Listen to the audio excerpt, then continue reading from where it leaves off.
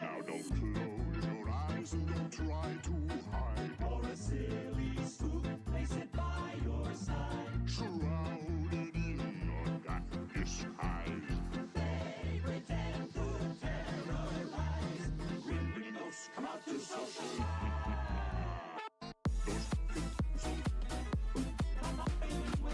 He haunts the night. To all the grim ghosts come out to socialize.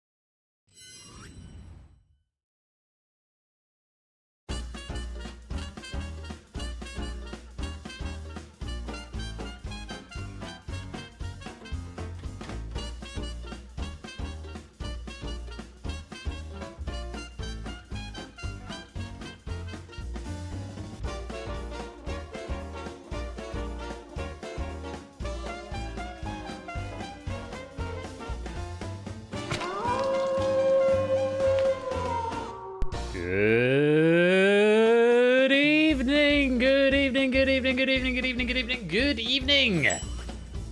And welcome everybody to Game Night on Thursday the 30th of October. It is Halloween Eve.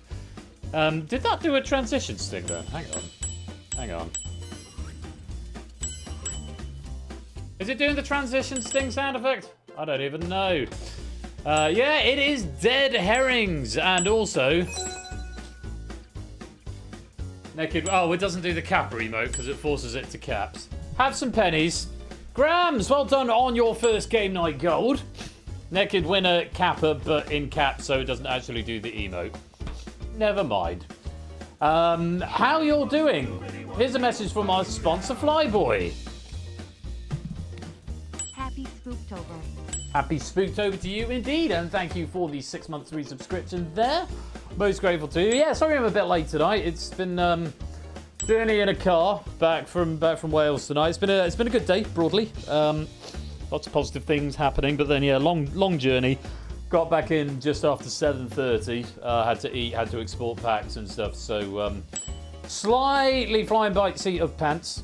But all is well. And yes, congratulations to Grams, and many thanks to Oni and Topper for writing and proofing that game of Battlefront, respectively. Yes, it's Dead Herrings, because it is the Halloween special, where we always play Red Herrings, because it's the least scary format of all, but I can make the fish do dead things, which is always fun.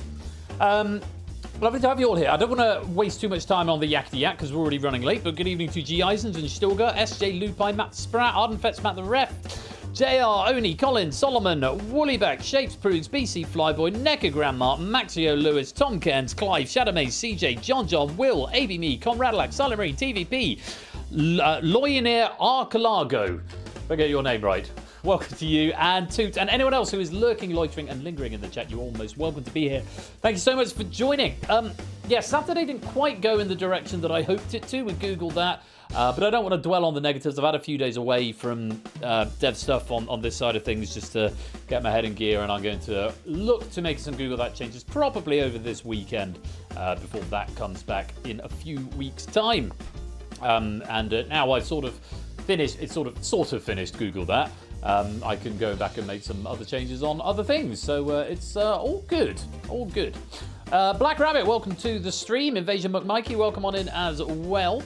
Don't forget you can suggest your raid messages for tonight. And if you want to take part in this game, you need the Universal Controller, which is right there, and the room code, which is right there. So yeah, I hope you've all had a good week.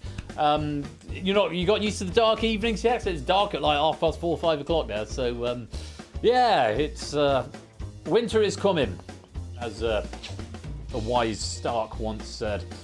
But yes, time for some dead herrings, so we get to see our filleted herrings tonight. Your evening light back, don't we all?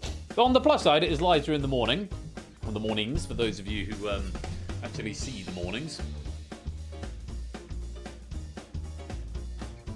I love an excuse not to go outside as well, Shapes. Yeah. I quite enjoy not going outside. I don't mind going outside. I don't mind going for the odd run occasionally, walking the dog. But more or less, I was listening to the Rest is Entertainment podcast tonight, as I tend to do on my trips back from Wales with Richard Osman and Marina Hyde. Fun fact, shows that I have directly worked on, got name dropped I think 4 times in the various podcasts I listened to, but he said words to the effect of, I love one of my favourite things to do is to go on holiday and not go out, which is always fun. Clock changes in the States this coming Sunday, so yes, hopefully then, I think it's another week, and then Australia changes after that, and then we're all on consistent daylight savings for the next 6 months or so. Or 5 months. I think the winter daylight savings is actually shorter. British summertime is shorter. I think daylight savings actually lasts a little bit longer. I could be wrong. Anyway, we've been twice around the loop, so I think it is 7 or 5. I thought so. I always think British summertime lasts a bit longer. DMC, welcome to the stream, my dude. Lovely to have you here. Right, I think I've said everything I need to. This pack has been written by me and Lewis. It's got a slightly spooky theme to it, or rather, I wrote the first round, which had a particular title, and then Lewis sort of picked up that and ran with it. So it's not all spooky, but there's a definite spooky edge to it. So Let's see how we get on. I hope you are ready to play along at home. Let's play Red Herrings. Sorry, let me try that again. Let's play Dead Herrings. And we're starting with our first round, which is Dead Men Tell No Tales. You need to answer the 12 questions using the options available. You get 1 point for each correct answer. The dead herring, can you do an impression? I can't. Well, it's dead, so it doesn't make much sense. So, like that. These are the ribs, Clive. Impression of a dead herring. I think it's very good, personally. 1 point for each correct answer, minus 1 point for each incorrect answer. So abstention is a perfectly valid strategy. Maybe some bonus questions along the way. These are worth 3 points if correct, but they will cost you 3 points if incorrect. I'll give you a bonus of 2 points if you get a perfect round of 12 out of 12. Answers aren't used more than once, so you've got to keep a mental track of them because you can still technically press them on your universal control link, but they won't appear more than once as correct answers. There's 4 red herrings hidden on the grid, which will never be correct. So avoid those. I think I should put it on my show reel. You're absolutely right. Right. Fairly straightforward. So basically press the right answer, but remember, losing points for wrong answers, so abstention is valid. Here are your options for Dead Men Tell No Tales. Augusto Pinochet, Shehan, Bob Barker, Benito Mussolini, Maximilian Robespierre, Eric Morecambe, Henry VIII, Mao Zedong, Évariste Galois, Kofi Annan, Grover Cleveland, Walter Cronkite, Laurence Olivier, Wolfgang Amadeus Mozart, Leonardo da Vinci, and William Shakespeare. Matt Spratt, welcome to the game. Unrelated to this, Pat, but genuine question. When did the words dead, kill, and murder all become unalived? At what point in our recent history did that happen? So, seriously, are we not allowed to say them anymore? Do they upset people? Are they considered swears in our modern age? To circumvent internet. But when did the internet decide that we can't say these things anymore? Oh, for fuck's sake, blame the algorithm. Hooray, let's get this video demonetized because unalived men tell no tales didn't quite have the same ring to it. Anyway, identify the dead person from the brief tale they tell about their life or possibly their death. Okay, so I'm going to give you a brief spiel said from the point of view of one of these dead people, one of these 16 dead people, and all you've got to do is work out which dead person it is. You get a point for getting a right answer, you lose a point for a wrong answer, and keep your eye on the bonuses, which will be alerted by the werewolf every time a bonus question comes up, which is there worth 3 points if you're right, but minus 3 if you're wrong, and tipster, welcome to the stream. So it is shadow banning and demonetizing because advertisers don't laugh. For goodness sake. World's gone potty, if you ask me. Anyway, good luck, have fun. Here's question number 1. Starting with this. On my death, age 92, Barack Obama called me a voice of certainty in a world that was growing more uncertain. That's rather pog of him. And that's the way it is. Thursday, October 30th, 2025.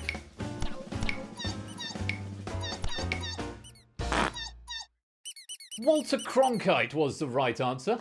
And that's one of the questions in this round that I did not write. So thank you to Lewis for that one. Well done if you got that right. On to the next. An untreated jousting injury caused me severe health issues throughout my life.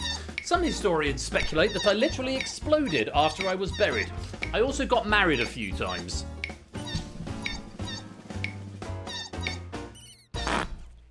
Henry VIII is the answer. Yes, recent research suggested that his death was significantly more grotesque than just he had gout, which was the common view for a long time. Next one. My final words before my death at the age of 71 were, I have tried so hard to do right. Until November 2024, I was one of the best pub quiz questions.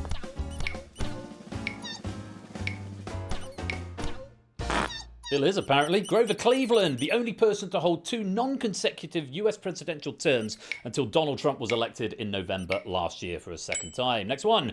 After advocating for the abolition of the slave trade in France and becoming president of the National Convention, I experienced something of a decline in popularity and was ultimately beheaded without trial.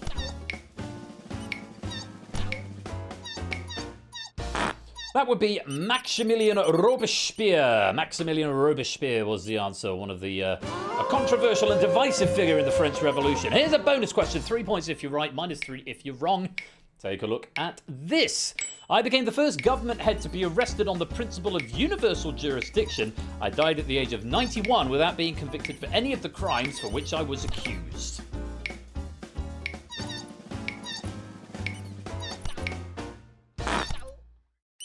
General Pinochet, Chilean dictator. who was arrested in the UK under the clause of universal jurisdiction. On to the next one. I died in 1984, shortly after performing in a charity show, having met my professional partner at a revue called Youth Takes a Bow over 40 years earlier.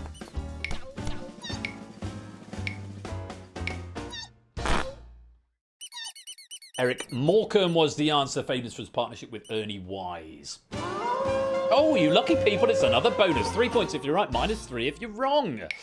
Have a look at this. My father was called John. He was an alderman and a glover. I was more into humanities, though I did die on my birthday. Nobody seems to know what from.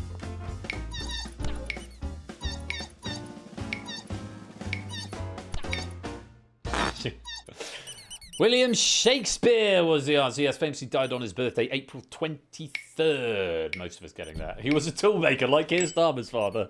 On to the next one. Even in my own time, I was recognised as a genius and revered as a polymath. I was active as a scientist, engineer, painter and architect, and I probably died from a stroke.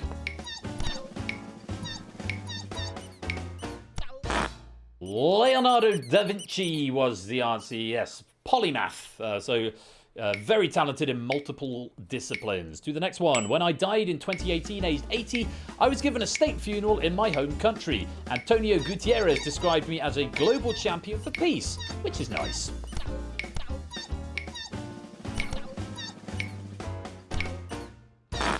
That was, of course, Kofi Annan. Your clue there is that Antonio Guterres is the incumbent Secretary General of the UN. Kofi Annan was the 7th Secretary General of the UN. To the next one. Having lived a rather riotous life, I died in a duel aged 20, possibly over Stephanie, a physician's daughter. Ooh, slightly trickier one here. There's a lot of Matts in the lobby tonight, by the looks of it. At least 3 that I can count. Évariste Galois, who's a mathematician. Well done if you got that.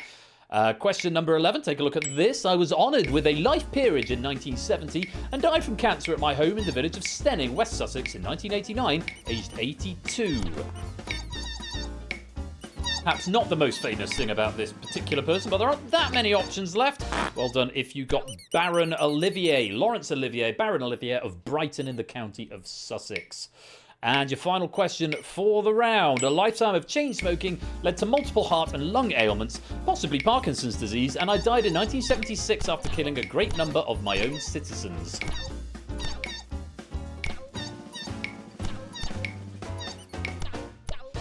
That was Mao Zedong. Chairman Mao was the answer there. And at the end of the round, let's take a look at the red herring. Shehan, Bob Barker, Benito Mussolini, and Wolfgang Amadeus Mozart were the red herrings or the dead herrings. And that is the end of round 1.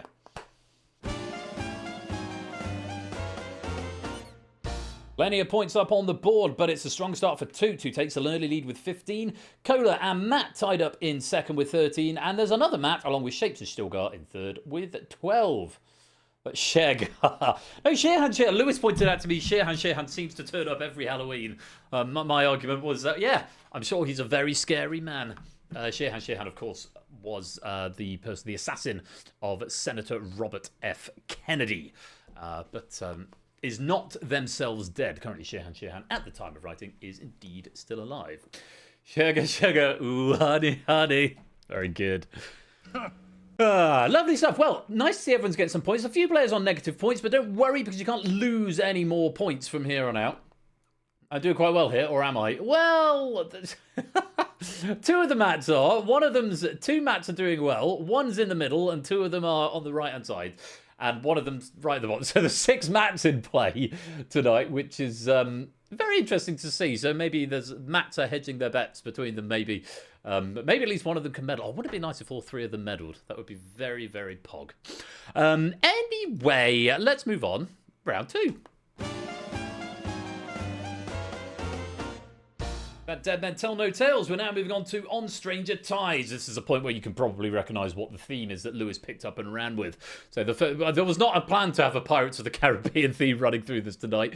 Pirates is a suitable Halloween outfit, I guess. But yeah, I started with Dead Men Tell No Tales, apart from those ones who all did tell you a tale. And Lewis thought, yeah, let's just make everything else sort of Pirates of the Caribbean inspired. So that's what we've got. Round 2 is on Stranger Tides. Answer the 12 questions using the options available. Answer faster to earn more points. Answering incorrectly freezes you out of the following questions. So you get no points for a wrong answer, and it freezes you out of the subsequent question as well. Answer in the first 5 seconds for 3 points, next 5 seconds for 2, last 5 seconds for 1. Bonus questions may appear. These are going to be worth a flat rate of 5 points if correct, so there's no timed element to the bonus questions. And if you get all 12 questions correct, I'll give you 3 points at the end of the round. As ever, answers are not used more than once, and there's 4 red herrings hidden on the grid, which will never be correct. Oh, excuse me, sorry, I ate too quickly, so I'm feeling quite full. So forgive if I've got a touch of indigestion along the way. I'm going to try and just be mellow and cool. Let's take a look at our options on Stranger Tides. Dead Sea, Atlantic Ocean, Lake Nyos, Lake Natron, Bering Strait, Pacific Ocean, English Channel, Bay of Fundy, Lake Hillier, and tips are welcome to the stream, Lake Tahoe, Hudson River, Ijsselmeer, is Jösselmeer? Not quite. Lewis wrote this round, as you can probably tell. Mediterranean Sea, Sea of Okhotsk, Black Sea, and the Strait of Hormuz. Ijsselmeer, of course, Ijsselmeer. That makes sense, doesn't it? Cuts the name off. Oh yeah, it truncates in this game. Sorry. Okay, in this round, it's simple as matching the fact to the body of water it applies to. So lots of water-based facts and 16 bodies of water to choose from. 12 will be correct answers. Let's see how you get on. Good luck. Have fun. This is question number 1. Starting with this. The sea referred to in the ancient Greek quote, thalata, thalata, or the sea, the sea.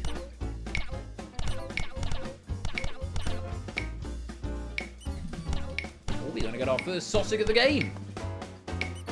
There we go, first sausage of the game, courtesy of Lewis. That's the Black Sea. Thalata, thalata is the Black Sea. If you got that one wrong, you're frozen out of a bonus question. Bad luck if you're orange. 5 points if you can find the right answer to this. A fictional body of water from the Legend of Zelda video game series. 5 points. You can dismiss all the ones that you know are real waters.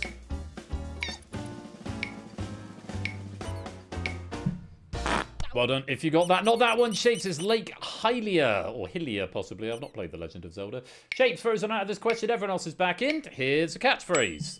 The sea referred to in the title of the 2000 novel In the Heart of the Sea.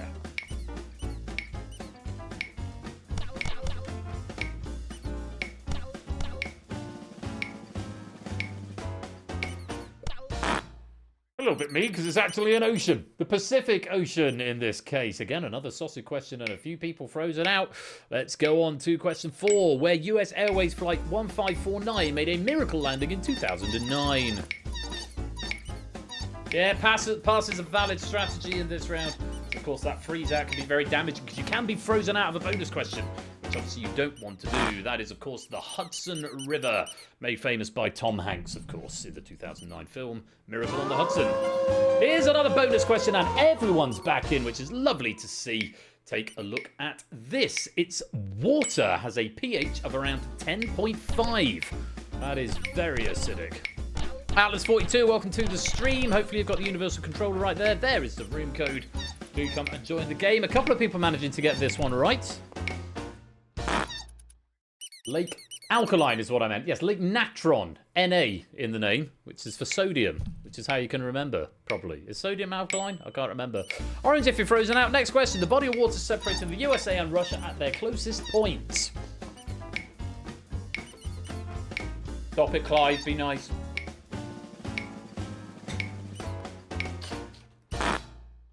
That's the Bering Strait is the correct answer there. The Bering Strait. Well done if you got that one.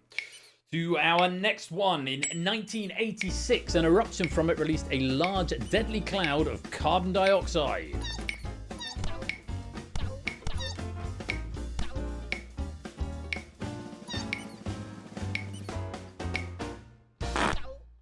Tricky one there. Lake Nyos is the answer. Lake Nyos. And another one. Found between New Brunswick and Nova Scotia, it has the world's largest average tidal range. North American geography for you.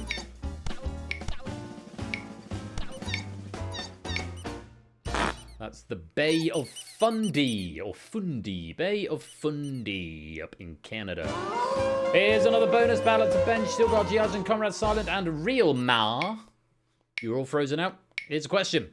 Iran's global oil corridor.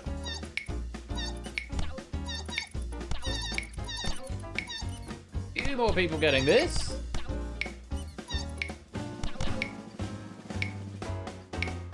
Still wouldn't be sure, says Ben. That's the Strait of Hormuz. Possibly the spelling there giving you a bit of an in that it was Iran. Another question. Its westernmost part is the Alboran Sea. Westernmost part is the Alboran Sea. There aren't many answers left to choose from if you've been keeping track.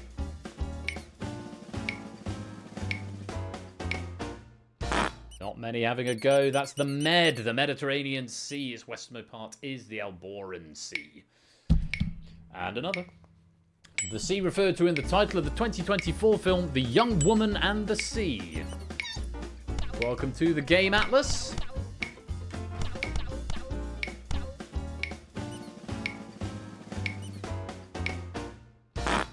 That was the English Channel. The English Channel, The Young Woman and the Sea. And one final question for you. The alleged home of the eponymous Tessie. There are many questions left. You might as well have a punt at this because you can't be locked out on the next question. Because there isn't a next question. This is the last one.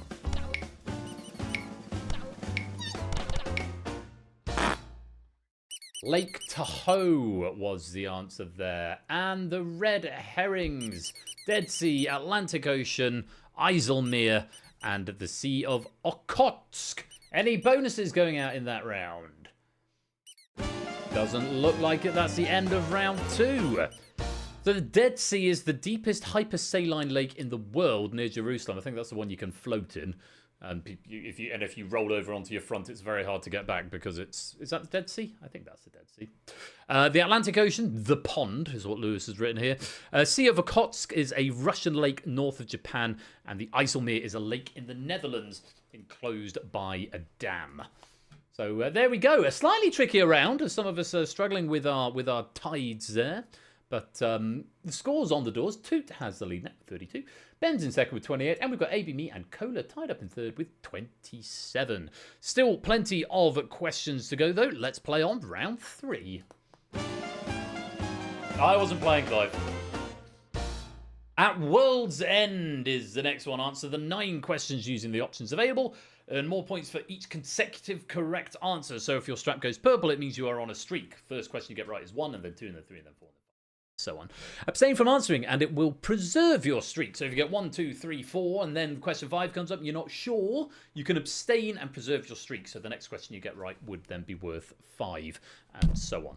So yes, but wrong answer will break your streak, and you have to start rebuilding from 1. There's no bonus questions in this round, but I will give you a bonus of 5 points if you can get a perfect round and answer all 9 questions correctly. Because there's only 9 questions here. Answers, as ever, are not used more than once, and there's 3 red herrings hidden on the grid. These will never be correct. So, let's take a look at our options for At World's End. Lauryn Hill, Tom Waits, Lady Gaga and Bruno Mars, Michael Kiwanuka, Paramore, R.E.M., Swissy and the Banshees. Six and the Banshees. That is no. No. I do not accept that that is Susie. No. Susie, I could get involved with. I'm getting too old for this planet. Anyway, Susie, apparently, and the Banshees, The Doors, JP Saxe, Muse, Tears for Fears, and Lana Del Rey are your options. Musicians love going on about the end of stuff, often the world, which is quite appropriate for Halloween and scariness. Match the end-worldly song title or lyrics to the artist. Okay, so you've got to match the name of the end-of-world style song or lyrics to the artist who performed it. Simple as that. You all know the drill. Let's play on. Good luck. Have fun. Here's question 1. Good night. Too much piano. Starting with this. It rained mackerel, it rained trout.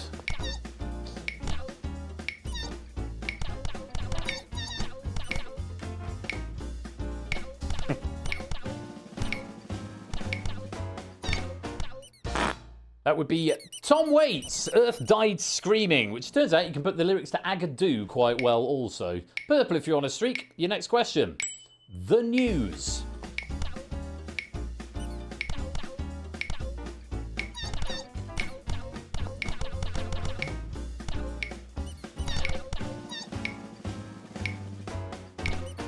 The news is by Paramore. Well done if you got that one. Let's have another. My Cancer is sun and my Leo is moon. A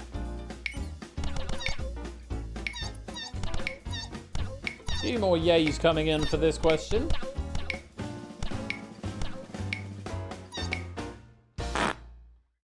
Lana Del Rey, that's Chemtrails Over the Country Club. I've not heard of a lot of these songs, I have to say. Next one. Final hour.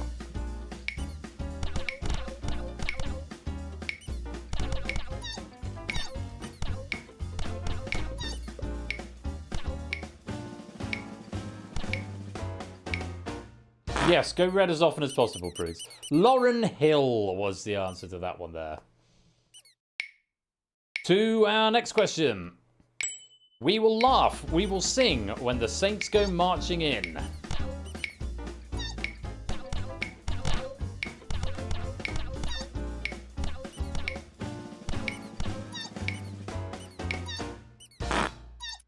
That was Tears for Fears. The song is Famous Last Words. A cover of that, or that song name, a song of the same name, also performed by My Chemical Romance, I believe. Next one. Declare this an emergency. Come on and spread a sense of urgency. This one I know.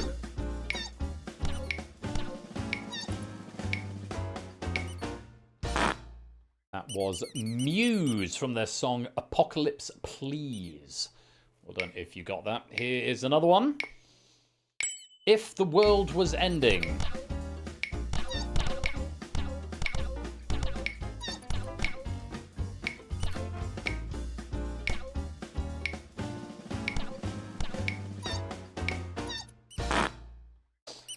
JP Sachs was the answer, and Lewis says, pardon the lack of subjunctive. Two more questions. Here's the next. It's the end of the world as we know it, and I feel fine.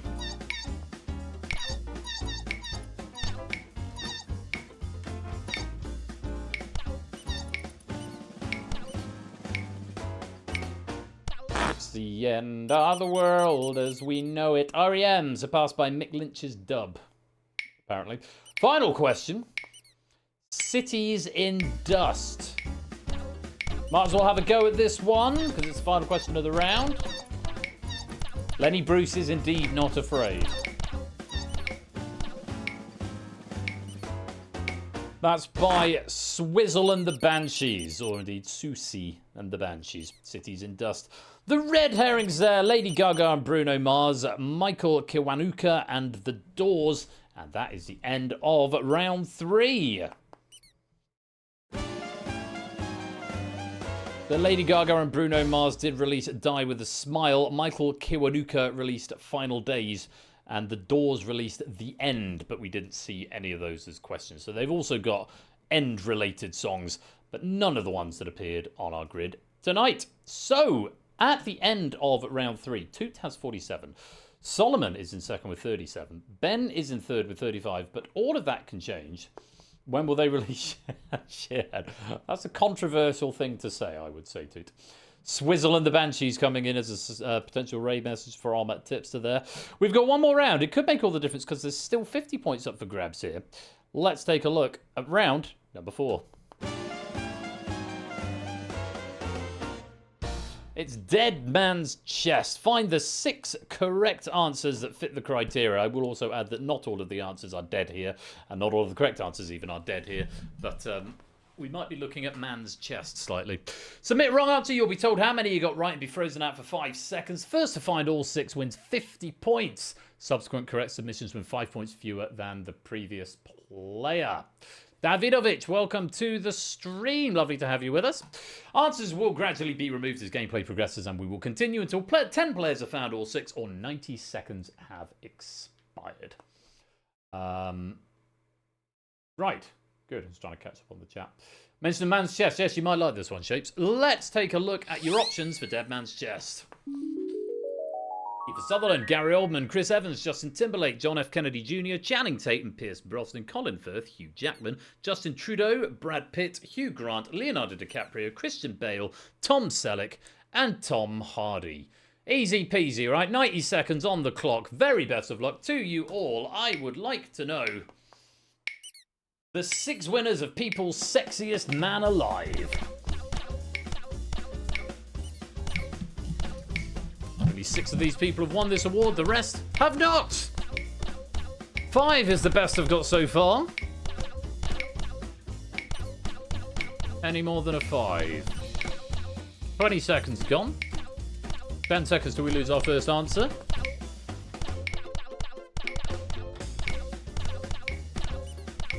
There's another 5. It's not Kiefer Sutherland. Remove him from your thought train.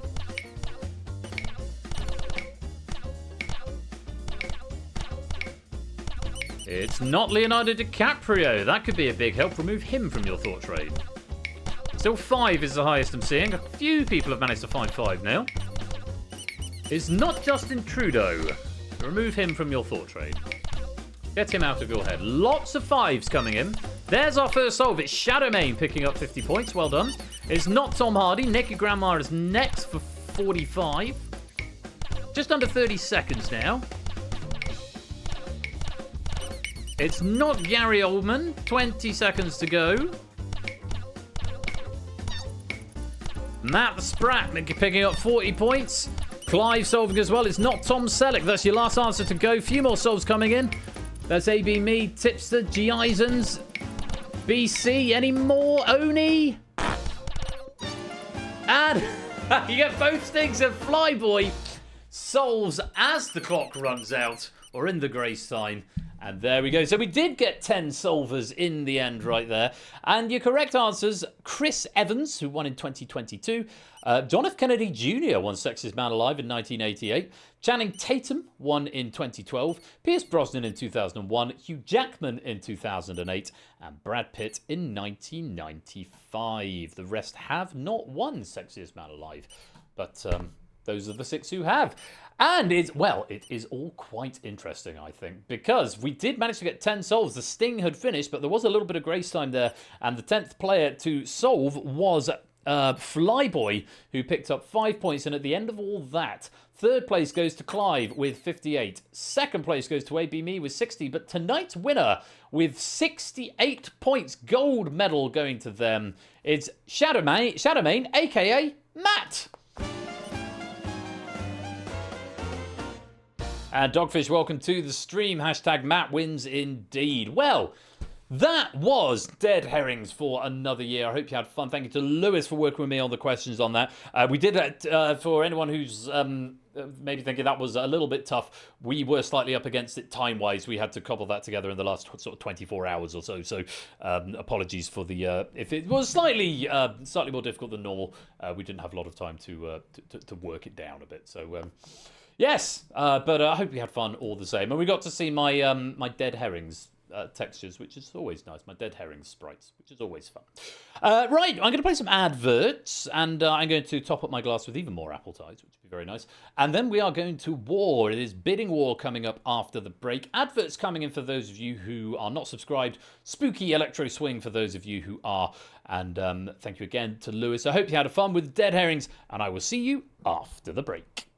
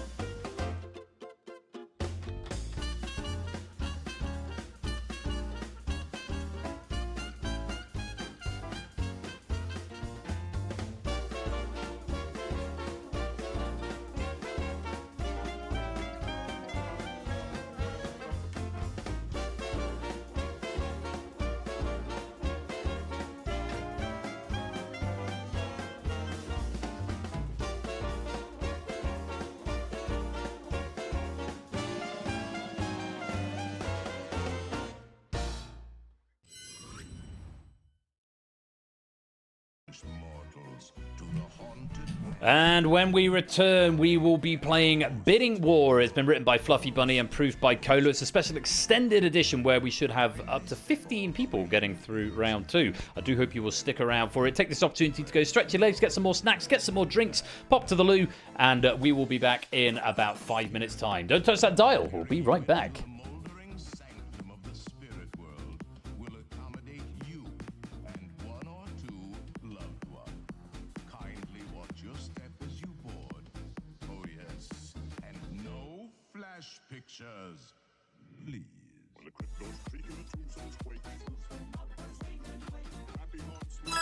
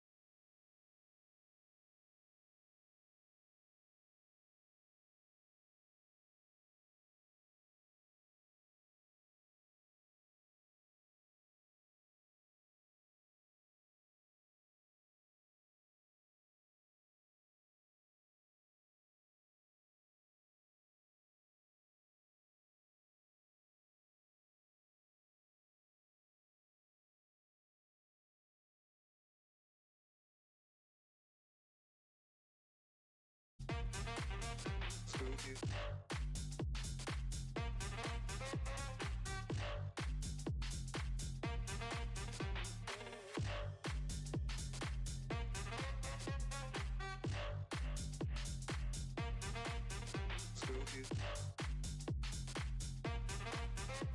The love is kinda crazy with a spooky little guy like you. Spooky. I'm quite enjoying this playlist. If anyone's interested in it, Spooky Electro playlist is right there. Right, more Halo stream, continuing with Bidding War in just a minute. Just to give you a little bit of a heads up about upcoming events here at Game Night. If I could go to my list of words. What have we done? We've done Battlefront, we've done Dead Herrings. So Saturday, This coming Saturday, we've got Plinko by Colin. Colin has only written 1 or 2 packs in the past, so we look forward to. I think both of those are in Spotlight, so it might be Colin's first official pack. We then got Money Box by Lewis and Distinction by the Lupine One. That's coming up this Saturday, the 1st of November. Do come and join me for that if you can. Just to give you some forward warning, next Thursday, I've had to cancel stream because it occurs to me when I put the schedule together, I hadn't actually thought about where I'm going to be or didn't have my work schedule. I'm actually in studio next Thursday recording a show that actually has just been announced, so I'm probably allowed to say something about it now because there was a press release this week. Where is the press release? Let's see if I can find a link for you. Oh, it's just a screenshot. Was there a press release, Lewis? Yes, it is a show. There's so there's a show that's been being made for several. Okay. Have they been everywhere? Well, let me find the link that Lewis sent to me that I didn't read because it got posted into Slack and I was on leave at the time.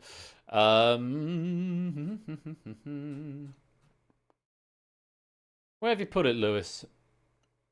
Is that it? Oh, yes. Let me find it. Right, so this show... Oh, Lewis has beat me to it. Yeah, okay, cool. You post it. E-Dice, which is a new show that's been made for S4C, which is the Welsh version of the BBC, I think. It's a sort of daytime 30-minute slot. Oh, it's non-paywall, cool. The main mix knob up slightly. No, I don't think that I can. Because I didn't have one because we couldn't get that one working. But what I can do is turn my host mic up slightly. If I turn my host mic up to 75, hopefully that is a little bit better. I'll have to remember to turn it down a bit afterwards. You just turn your headset up. Just turn the headset up if I'm a bit quiet. That's what you have to do. You have to do it that way. Okay, turned it up, good. It's probably just me not talking into the microphone, which is usually what it is. Anyway, this show, it's this new daytime quiz show for S4C. That's recording next week, so I'm going to be at Enfys, which is the same place Only Connect is filmed, from Wednesday to Saturday, because basically I built the control system pretty much on my own. We had our graphics guy did the graphics part of it, and then someone else did all of the hardware stuff, and then so if something goes wrong, it's going to be me that fixes it, because it will have been my fault that it went wrong in the first place, probably. But the simple answer is that I am simply not going to be here next Thursday because I'm going to be over in Cardiff. So is it the Welsh Channel 4? No, I thought it was the Welsh BBC, but I might be wrong. Is the Welsh Channel? Oh, maybe it's the Welsh Channel 4. That I don't know. I don't watch much television, ironically. To the rep. I do not know, Lewis. I cannot answer that. Yeah. Did you write like all the questions for this, or some of the questions for this? Before it's like, I think it's like 4. So yeah, Lewis may have been involved in this production. Basically all of them. Cool. So yes, Lewis has been involved in this production as well. So we're both quite excited about it going into studio. So yeah, I'm not going to be here next Thursday, unfortunately. I am travelling back on the Saturday after lunch. So the plan is to be here Saturday week, which is the 8th of November, for Crossfire, The Abyss, and The Pyramid. However, if things catch fire and I have to stay for recording 3 and possibly recording 4, that stream might get cancelled on short notice as well. So definitely no stream next Thursday. Probably stream Saturday week, but non-zero chance it gets cancelled. But I'm definitely here this coming Saturday, the 1st of November. So, and I'll remind you about all of these dates again then. Lovely stuff. Go follow Ash as well. Shout out 80_Bash.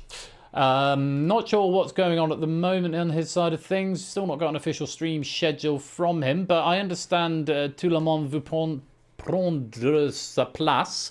I understand went down quite well last night. Again, I wasn't able to be there. I was in a hotel and I left my laptop plug at work, so I was writing red herrings questions and then the laptop died. So I was like, okay. So I wasn't able to catch that. Also, I finally started watching The Traitors after just only 4 years it's been about. Started with season 1 of The Traitors, Yeah, really enjoying it. Binge watched 6 episodes on Tuesday. I watched another couple last night. So yeah, looking forward to watching some more of the trailers tonight. So that's currently taking up all of my spare time because it's quite good actually. It turns out. Anyway, that's enough jibber jabber from me. We are going to move on with the quiz because it is just approaching 9:30, and it is time for a special extended pack of Bidding War. This has been written by Fluffy Bunny and proofed by Cola. So I do hope you're all ready. Remember, you will need the Universal Controller if you want to play this game. And yeah, if you're ready, let's go to war.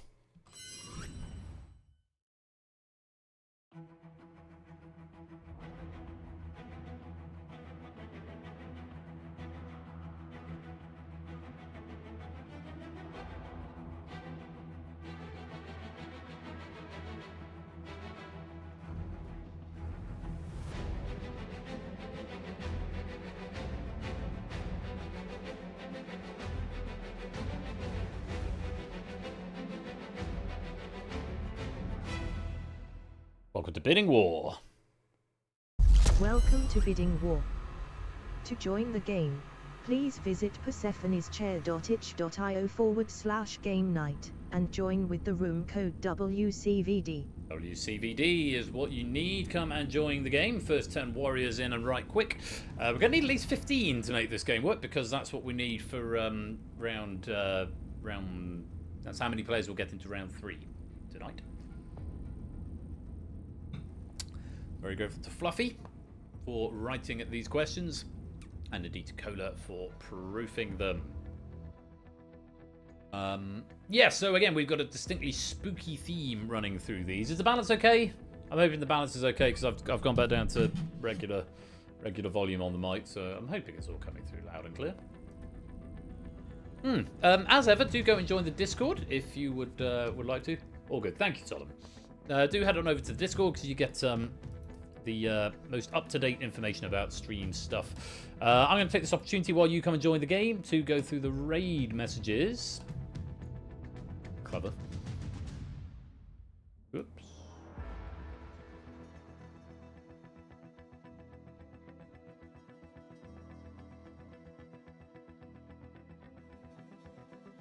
Oh, Tips has covered 2 very similar raid messages here. Both of them are quite good. For that one.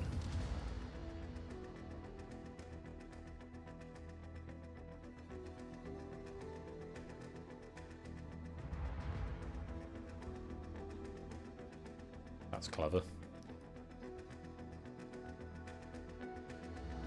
There's a lot of matte flavoured raid messages. I found one that's very good. That's also quite clever.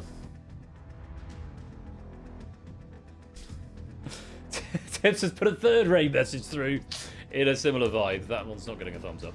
But alright, I've got 6 raid messages highlighted so far. Very encouraging. Welsh people aren't Dutch. You can't say that. Well, that has always been true. That has always been true. So, well, you've had your 3 raid messages now, Tips. So you can trigger the Ben only approves of one match. Yeah, you can trigger the response if you try another raid message now, Tipster. If you want to try that.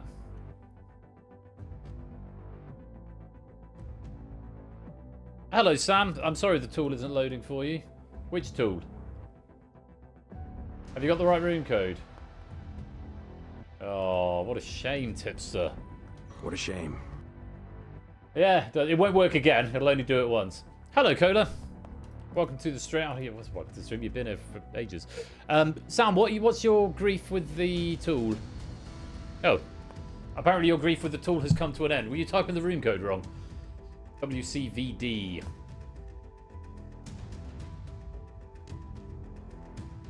Wasn't loading. Oh, different browser. Okay. That's probably just shenanigans. Undisclosed, unspecified shenanigans happening there.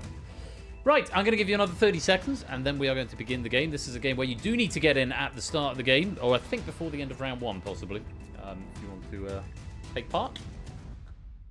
There is a lobby game after you've been eliminated, or if you're eliminated, you can still continue to answer for bonus pennies. Or if you join late, you can join that game as well.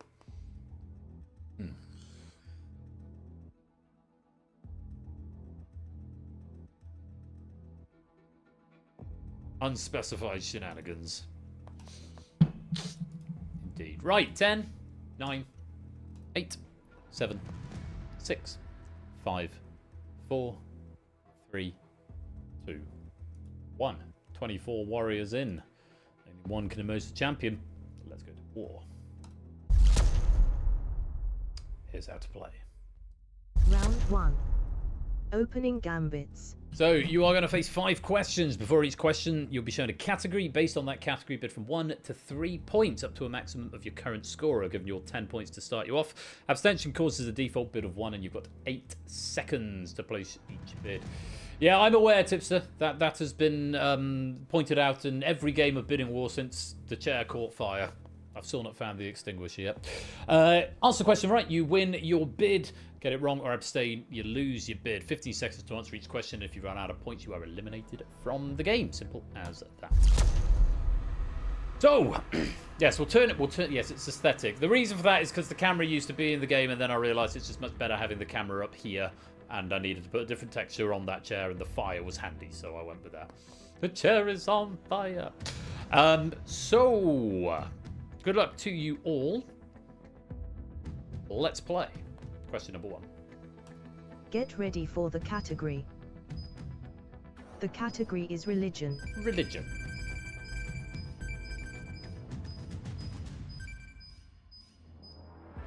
Time. Right, here, bids coming in there, and here is a question on Get religion. ready for the question. On October 31st, 1517, which Protestant reformer apocryphally nailed his 95 Theses to the All Saints Church in Wittenberg, Germany? Yeah, sorry TVP, you've got to get in before I lock the lobby on this one. But you can play in the lobby game for sure. Martin Luther was the correct answer there. Some wrong answer. I've got Jacob, no answer, no answer. Sir Francis Drake, and no answer. Most players getting the correct answer. Martin Luther, well played. Here we go. Question number 2, category is? Get ready for the category. The category is art. Art.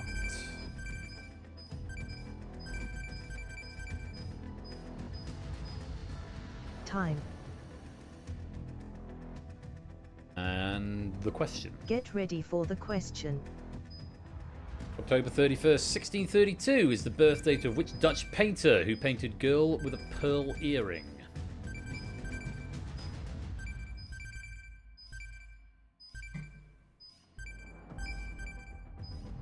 Not a cat, welcome to the stream. Time. Johannes Vermeer is the answer. Girl with a Pearl Earring went by various names over the centuries, only acquiring its present title towards the end of the 20th century. A few wrong answers in there. Marguerite Van Gogh, quite a few Van Goghs, Monet, and a couple of abstentions. Well done if you got Vermeer. Category 3. Get ready for the category. The category is cinema. Cinema.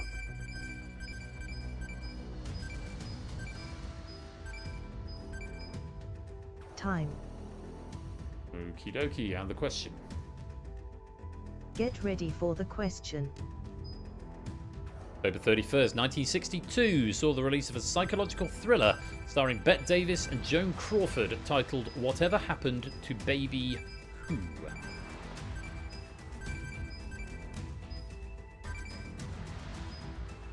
Time. Well, the answer was Jane. Nominated for 5 Academy Awards and was Davis's 10th and final nomination for Best Actress. Nobody say Shark. Nobody did say Shark. We had a Jesus come in, though. Jack, Faye, Daddy, Donna, Jesus, Rosemary, and a couple of abstentions there as well. Well done if you got Jane. On category 4. Get ready for the category. The category is politics. Politics.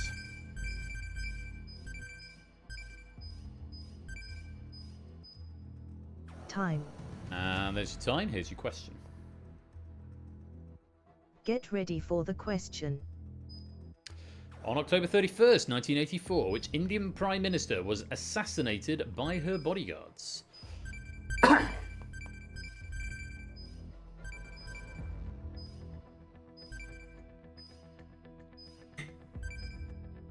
Time. Phonetically plausible proves I will allow that. Indira Gandhi was the answer. We did accept just surname. Where's Prugs? Phonetically plausible I will allow. Fortunately, not the others though. Bhutto, Modi, Ravi, Saja, and the unalived one, Conrad going for. Unfortunately, not the answer. Let's reset. Sit tight and assess as we go to the final category of the round, category 5. Get ready for the category. The category is science. Science. 2 or 3. Time. And that's time. Here's a question. Back to the game, Natter. Get ready for the question. On October 31st, 1992, Pope John Paul II publicly acknowledged that the Catholic Church had wronged which Italian astronomer and his heliocentric theory. Up to the stream as well, Natter, more broadly. Time. It was Galileo Galilei that we wanted. A lot of players going for Copernicus there, and wasn't the answer we were after. Dyson, Bruno, Columbus, Tycho Brahe. Still go, I will allow that though. That's phonetically plausible. Where are you? Oh, excuse me.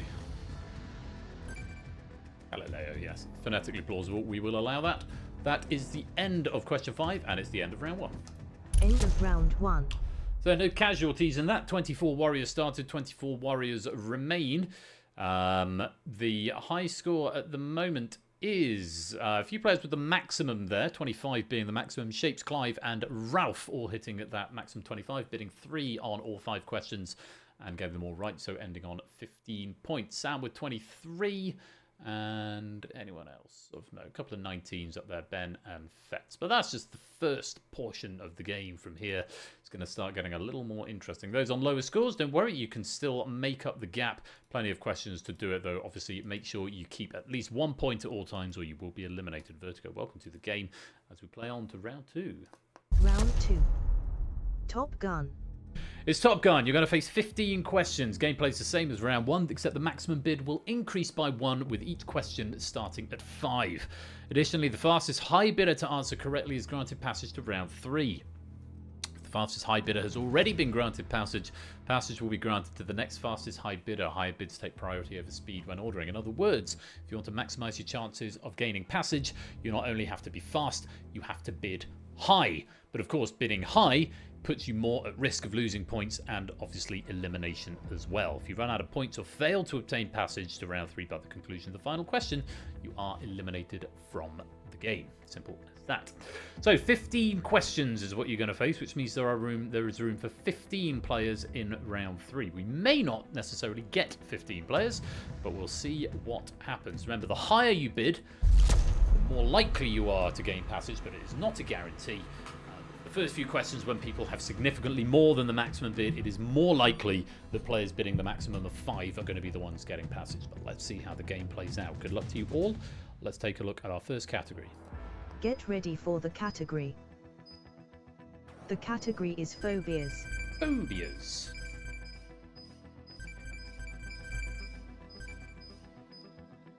Time. The number of clues layered into this question. See if you can work it out, even if you don't know it immediately from the keyword. Globophobia is the specific fear of which inanimate objects often seen at parties.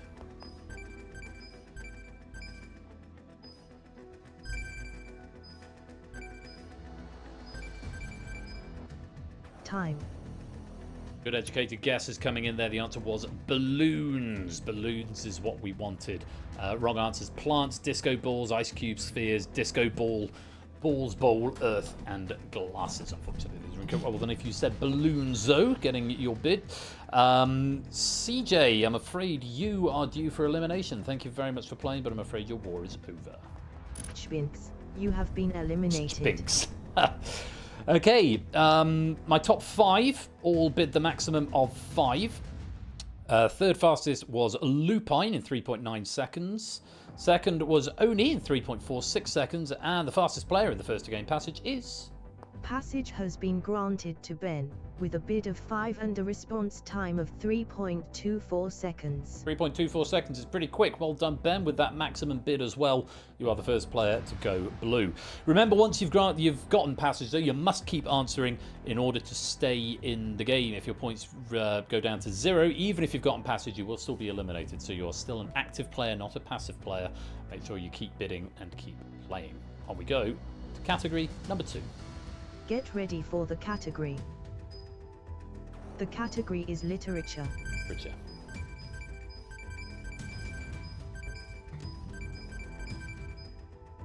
Time.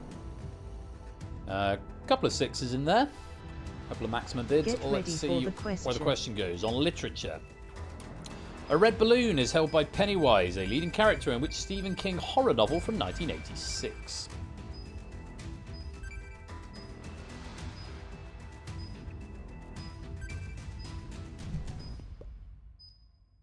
Time.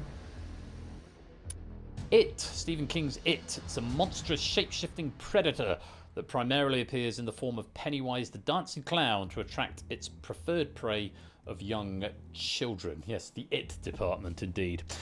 No one due for elimination there. Nothing I need to condone, I don't think. Just the one wrong answer coming in there, The Shining, and a couple of abstentions as well. My top 5 again, all bid the maximum of 6. Third fastest was Vertigo, 2.3 seconds. Second fastest was Clive, 1.81. The fastest player getting passage to round 2 was...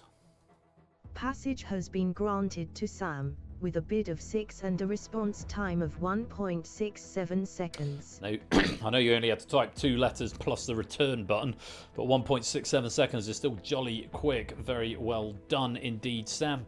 You are the second player to gain passage to the next round. Those same rules apply. You're still an active part of the game. On we go. Category number 3, bidding up to 7. Get ready for the category. The category is television. Television.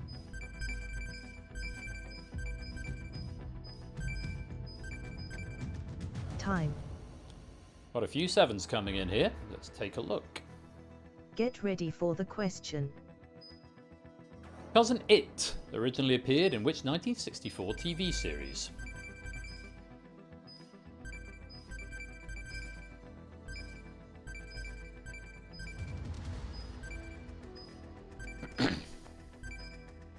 Time.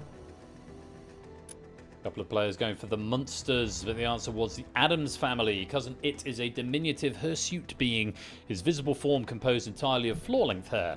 He's often attired in bowler hat and round sunglasses and speaks in a high-pitched gibberish that is understood only by his family.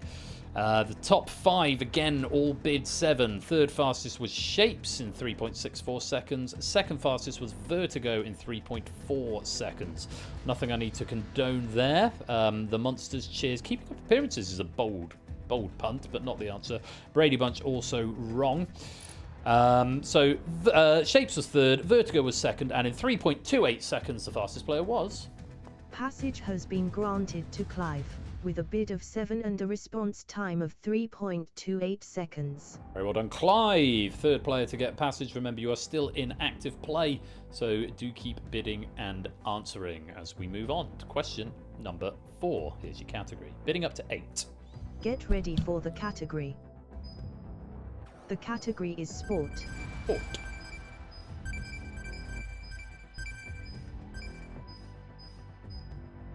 Time. Yeah, there's a couple of 8s in there, not as many, but certainly, well, actually, there's at least 5. Get ready for Let's the take a look at the question.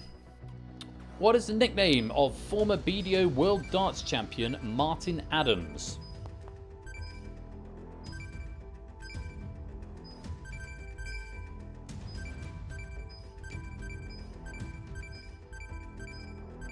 Time. That's from AB Me, who said, "Oh, I thought this was a sport question." Sam absolutely devastated that he only bid 5 on a darts question instead of the potential 8. Is Wolfie was the answer, either with an IE or a Y. He won the BDO World title 3 times. Poltergeist, Wednesday Adams, Tornado, Big Man, Cousin It, McDartface, the Arrow, Lightning, Beast, the Sharpshooter, Cousin It, Little Man, Martin Adams, the legend, and oh, I thought this was a sport question, all coming in as incorrect answers. Well done if you were one of the handful of players to get that one right. There were only 4 players who can qualify for this question who got it right. For Tom Cairns and Maxio, though, I'm afraid your war is over. Tom, Maxio, you have been eliminated. Or indeed Maxio. So yeah, only 4 players who were eligible to qualify, because of course Sam has already gone blue. And they didn't all bid 8. Vertigo ranked 4th with a bid of 5 in 5.91 seconds. Solomon with a bid of 6 in 12.48 seconds, ranked 3rd. So note Solomon ranks higher than Vertigo despite being slower because they have the higher bid. 2 players going for a bid of 8 with the correct answer. Lupine was 2nd in 4.46 seconds and the fastest. Passage has been granted to Shapes, with a bid of 8 and a response time of 3.45 seconds. 3.45 seconds. Very well done, Shapes. You're through to the next round. Keep playing because you're still in active play, not in passive play. As we go on to question 5. Here's your category. Bidding up to 9. Get ready for the category. The category is religion. On religion.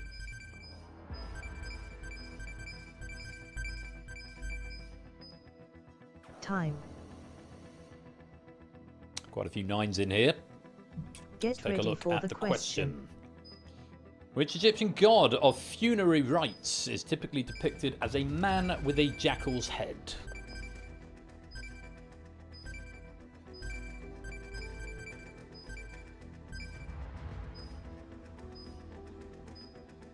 Time. Well, more people might get. There's quite a few getting Anubis. Although Anya and I watched the Mummy this week, when then the Mummy returns. So Anubis is front and centre of my pop culture at the moment. But yes, Anubis was the correct. I often thought you had the Mummy and then the Mummy returns. If it was going to go in Batman sequence, you'd then have the Mummy Forever and then the Mummy and Robin would have been the 4th film, which I thought was hilarious when I was 30, and it's still quite funny now. Wrong answers there. Ra, who was a sun god, Set, and Horus. Horus had a falcon's head. Is it a falcon or an eagle or a hawk or something like that, but not a jackal, unfortunately. AB Me, I'm afraid your war has come to an end with no answer and bidding all your points. Another casualty. 208, you have been eliminated. Horus does indeed have an eye. Horus has 2 eyes, but yes, most famous for his eye of Horus. So it was the top 4 who bid the maximum. JR was the 5th ranking player, only bidding 5. So 3rd place with a bid of 9 in 9.17 seconds was Woollyback. 2nd place with a bid of 9 in 4.62 seconds was Lupine. And just 0.18 seconds faster with a bid of 9 and obtaining passage. Passage has been granted to Stilgar, with a bid of 9 and a response time of 4.44 seconds. All the 4s. Stilgar, very well done. You are through to the next round, assuming you can keep some points. Very well played. As we go on to our next question, 5 of you are a third of the way through this round. 5 of you have obtained passage. There is room for 15, so still a lot of scope for any other player who hasn't got there yet to get through. Let's see what the next category brings. Get ready for the category. The category is science fiction. Science fiction.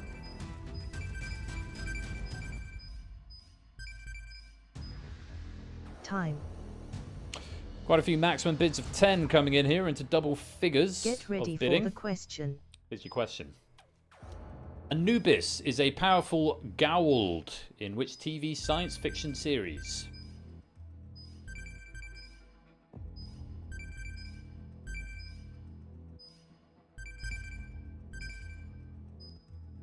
Time.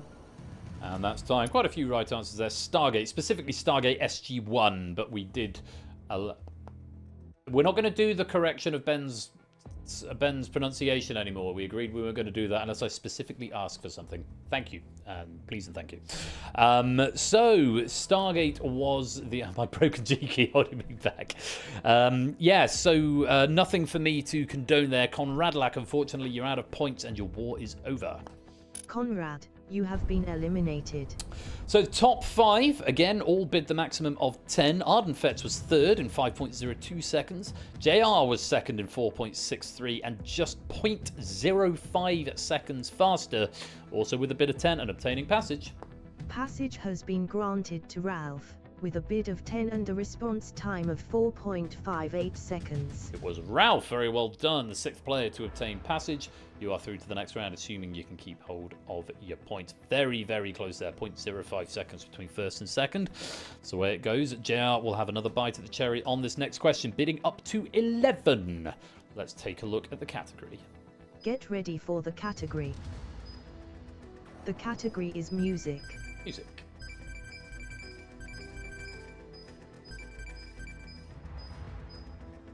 Time. And going for a 1. Quite a few going for 11 though here. Get ready for the question. Question. Tony Iommi, famed for playing a Gibson SG, was the guitarist for which heavy metal band formed in 1968?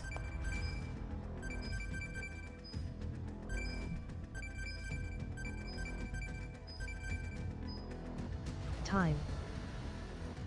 Black Sabbath was the answer. Formed in Birmingham in 1968 by guitarist Tony Iommi, drummer Bill Ward, bassist Geezer Butler, and of course vocalist Ozzy Osbourne, rest in peace. I like Tipster's answer, Black Sabbathy, which has got through the spell check there. AC/DC, Iron Maiden, Pink Floyd, Grateful Dead, Deep Purple, Rancid, Metallica.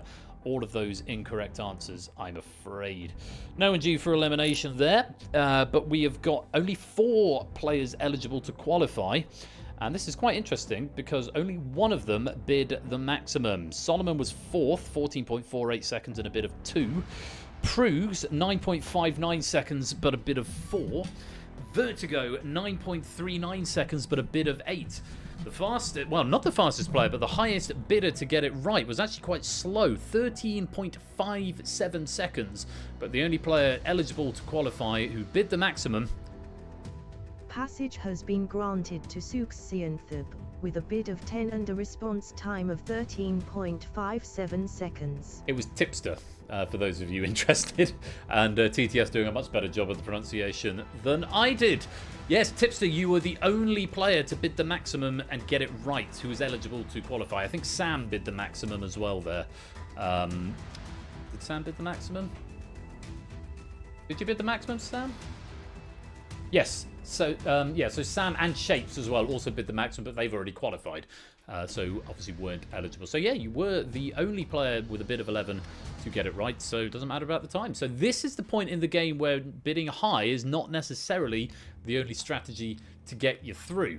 Still quite a number of you with decent scores who haven't obtained passage yet, but we might start to see some players getting through without bidding the maximum. Let's go to question number 8. The maximum bid is 12. Here's your category. Get ready for the category. The category is art. Art. Maximum is 12. There is at least one. Time. Oh, it has come from Sam. I think the only player to bid the maximum here. And he's already got passage, so this could be a more interesting result. Let's see what happens.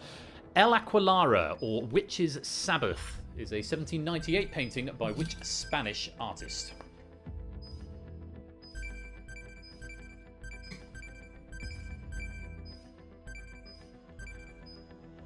Time. Tricky question here. It's Francisco Goya. So not only Witch's Sabbath produced by Goya, a later oil and plaster mural also called Witch's Sabbath, El Gran Cabron, was produced between 1820 and 1823. So he obviously found a particular subject that he liked and did it all over again. Francisco Goya is the answer, and unfortunately, Oni, you have been picked for elimination. Wrong answers: Degas, Picasso, Dali, Botticelli, Pablo Picasso, El Greco, Garcia, Picasso, Velázquez, El Greco, Velázquez, and Dali. All of them incorrect. And Oni, I'm afraid your war is over. Onis no dead yet. You have been eliminated. He is now. And I have some interesting news for you, friends. We are not going to have 15 players in the next round because, as you can see, the only players with green lights are those who also have blue lights, which means nobody obtained passage. Nobody obtained passage, which can happen. So we go to question number 9. The maximum bid is 13, which is getting awfully close to your scores. So for some of you, it's getting awfully close to your current score. So remember, it's getting to the point of the game where bidding the maximum isn't necessarily going to be the way you get through. For some of you, it still might be, because we've got players like Matt, who's on 28, Vertigo, who's on 54, Fetz, who's on 25, still significantly more than the maximum bid, who haven't yet gotten passage. But let's see what happens as we go to question number 9, bidding up to 13. Here is the category. Get ready for the category. The category is American history. American history.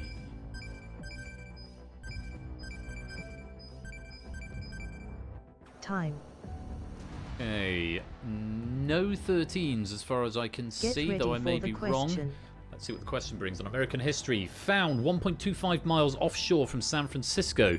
What type of institution was Alcatraz, which operated from 1934 to 1963?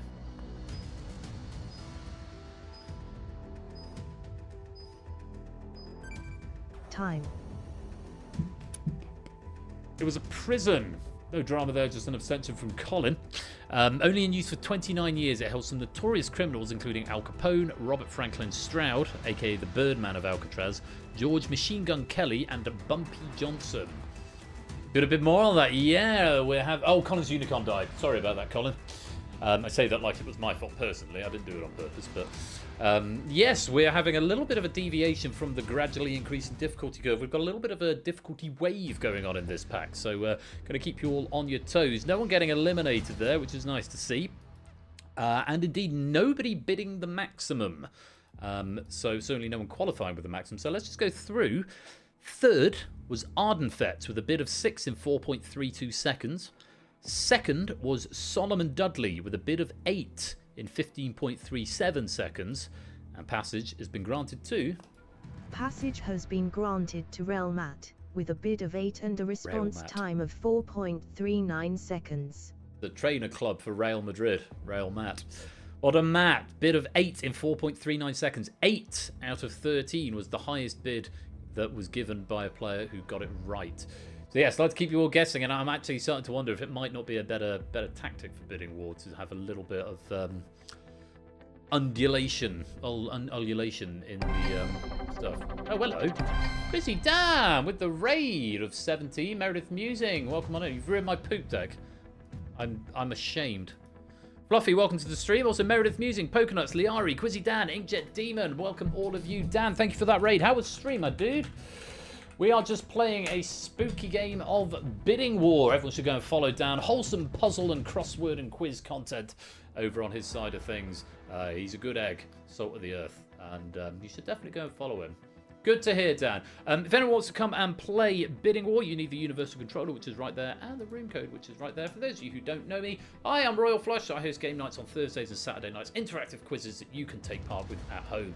If you're joining us for the first time, you're most welcome here. Please, no spoilers in the chat, but do feel free to take part in the quiz with the Universal Controller. Ben Bass and Beyond, welcome to the stream as well.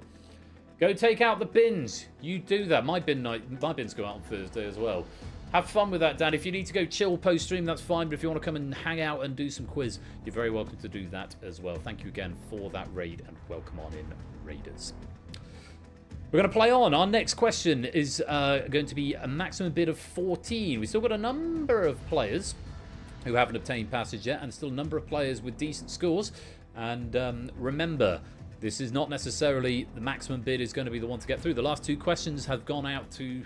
Passage has been, or the last two times passage has been granted, has gone out to players who didn't bid the maximum. So, yeah, just bear that in mind as we go on to question number 10. Here's the category, bidding up to 14. Get ready for the category. The category is business. Business.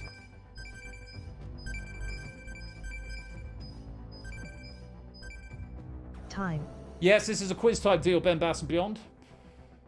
Clive says it's debatable. I think it's a quiz. For the question. There's the application if you want to come and join the game, and the room code as well, Ben. Good name. Here's the question. Which American financier was jailed in 2009 for running the largest Ponzi scheme in history, his namesake investment firm? Time. That was Bernie Madoff, and he made off with all your money from his Ponzi scheme. Enron, Cisco, Shkreli, Jack Ponzi, Belfort, no, it's a Wolf of Wall Street, Bernanke, and still got... Yes, that's phonetically plausible. I will allow that still go. Still in the game. Madoff, yes, because he made off with all your money. Hilarious, and I'm the first person in history to make that joke.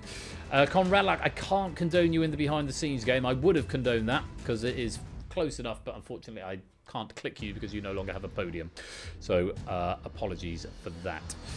Now, Stilgar getting condoned there. That hasn't made any difference to the progression. Stilgar, you would have been third. But there were only 2 people who were eligible to qualify there. Ardenfet's in second with a bid of 7 in 4.51 seconds, which was actually faster than first place, but didn't bid as high. So passage in this case goes to... Take the podia. Goes to...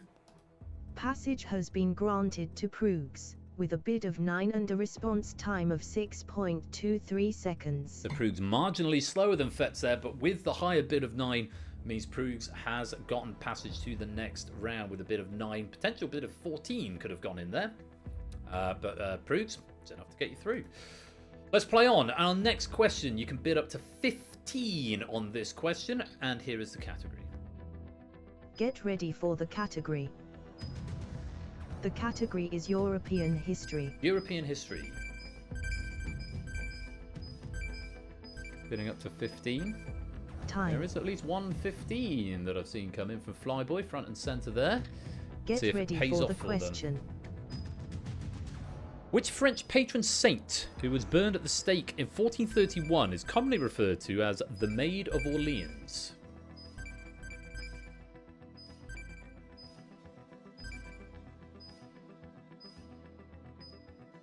Time. Joan of Arc was the answer.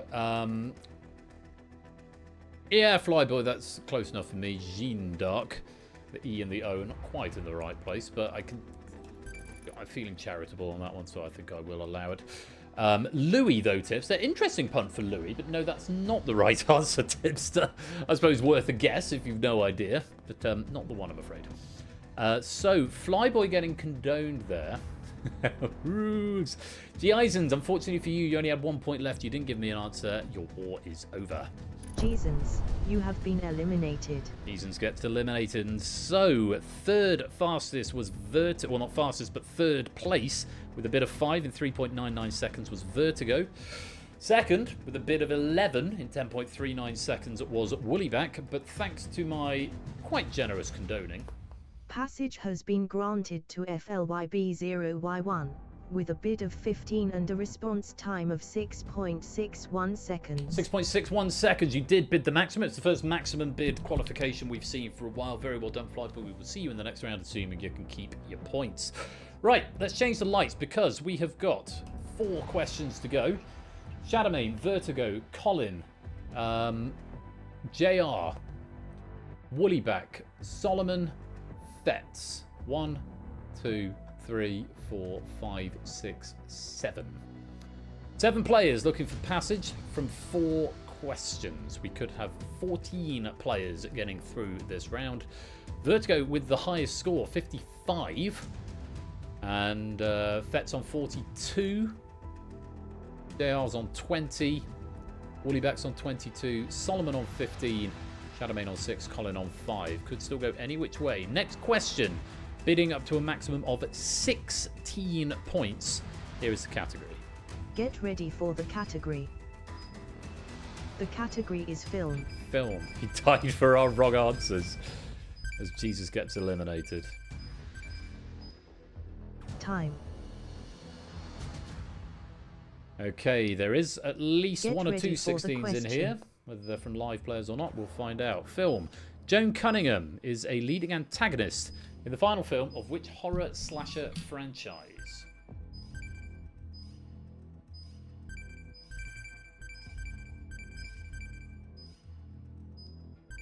Time. Second appearance for it tonight. It's Halloween. Halloween franchise spanned 13 films from 1978's Halloween to 2022's Halloween Ends. And it's Joan Cunningham. It's one of the leading antagonists in that final film. Shadowmane.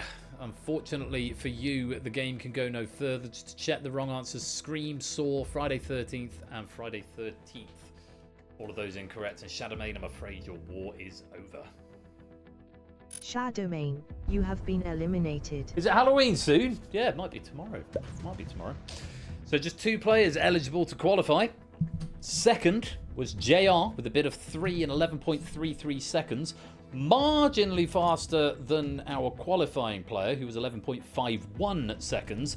But that player did also bid 12. Not quite the maximum, but it's enough.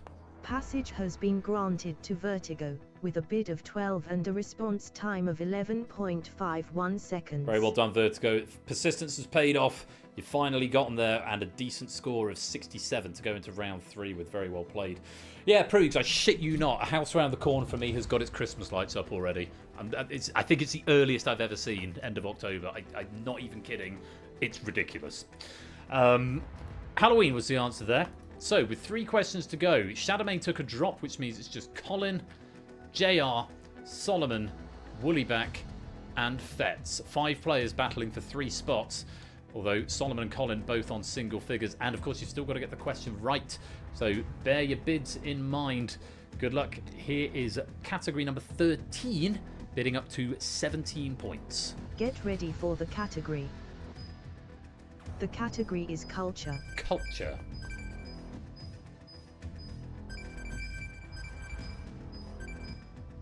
Time. Nearly Easter, Woollyback. Yeah. I do like a hot cross bun. Get ready for the question. Okay, here's your question. In Scotland and Ireland, guising is a tradition that is most similar to which modern Halloween custom?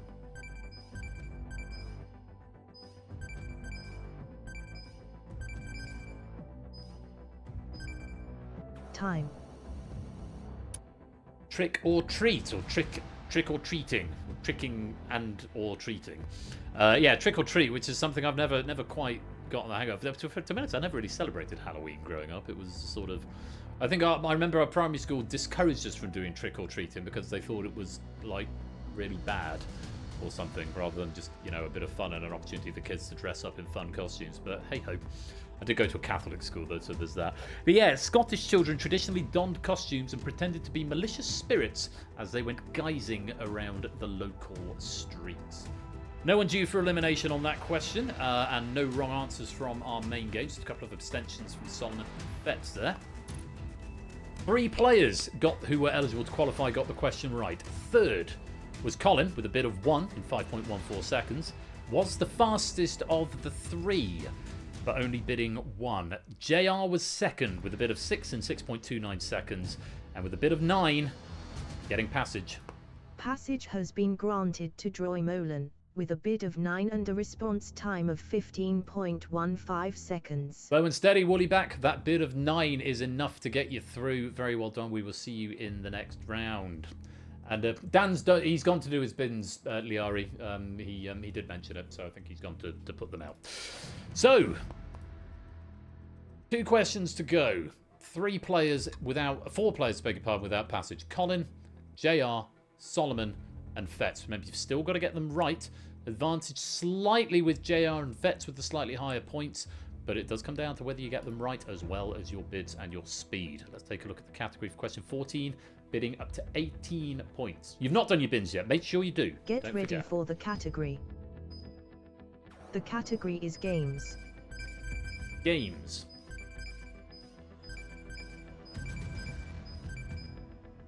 Time. Okay. Solomon is going all in with this one. Fetz has gone for the maximum of 18, as has JR. Here's your question. The law of total tricks is a guideline used in which card game to help determine how high to bid in a competitive auction? Rip to the Herrings. Thank you, Sooty Cat, for the 15-month subscription. Time. Bridge is the answer. The law of total tricks is a guideline used in which card game to help determine how high to bid in a competitive auction. So it can be summarized as the total number of tricks available on a deal is equal to the total number of trump cards both sides hold in their respective best suits, where the total number of tricks is defined as the sum of the number of tricks available to each side if they could choose trumps. I think I understand less than I did before I read that extra information out, but thank you for providing it all the same, Fluffy Bunny. Wrong answers: poker, spades, poker, Totopoly, and Magic the Gathering. All of them incorrect. So of our 4 potential players, 3 of them got it right. Solomon in third with a bid of 4 in 10.13 seconds. JR in second with a bid of 18 in 12.29 seconds. But with a bid of 18 was the maximum bid available for this question, and in 5.48 seconds, no one's been eliminated. Passage has been granted to Fetz, with a bid of 18 and a response time of 5.48 seconds. Strong play there, Fetz, bidding the maximum towards the end when not many players can actually do so. And pretty quick as well, 5.48 seconds. Very well done. We'll see you in the next round. So, with one question to go, is it going to be Colin, JR, or Solomon? JR, depending how confident you are, obviously you want to maximise your points, but if you don't get this one right, you're going to be eliminated anyway. But a bid of 9 will be sufficient to outbid Colin and Solomon, because the maximum Solomon can go is 8. But of course, if it's a category you like the look of, you could bid even more to potentially get even more points going into the final. Colin, you will be clamped to 4. Solomon, you will be clamped to 8 points. You're going to have to hope that JR, because he's unlikely to bid less than 8, you're going to have to hope he gets it wrong. Very best of luck to all 3 of you. Here is the final category of the round. Get ready for the category. You can't go all in here. It's limit at the moment. The category is geography. Geography. Has gone for the maximum bid of 19. Solomon's all in and Colin's all in. Good luck to all of you. Get ready for the question. The Bridge of Sighs passes over the Rio de Palazzo in which Italian city?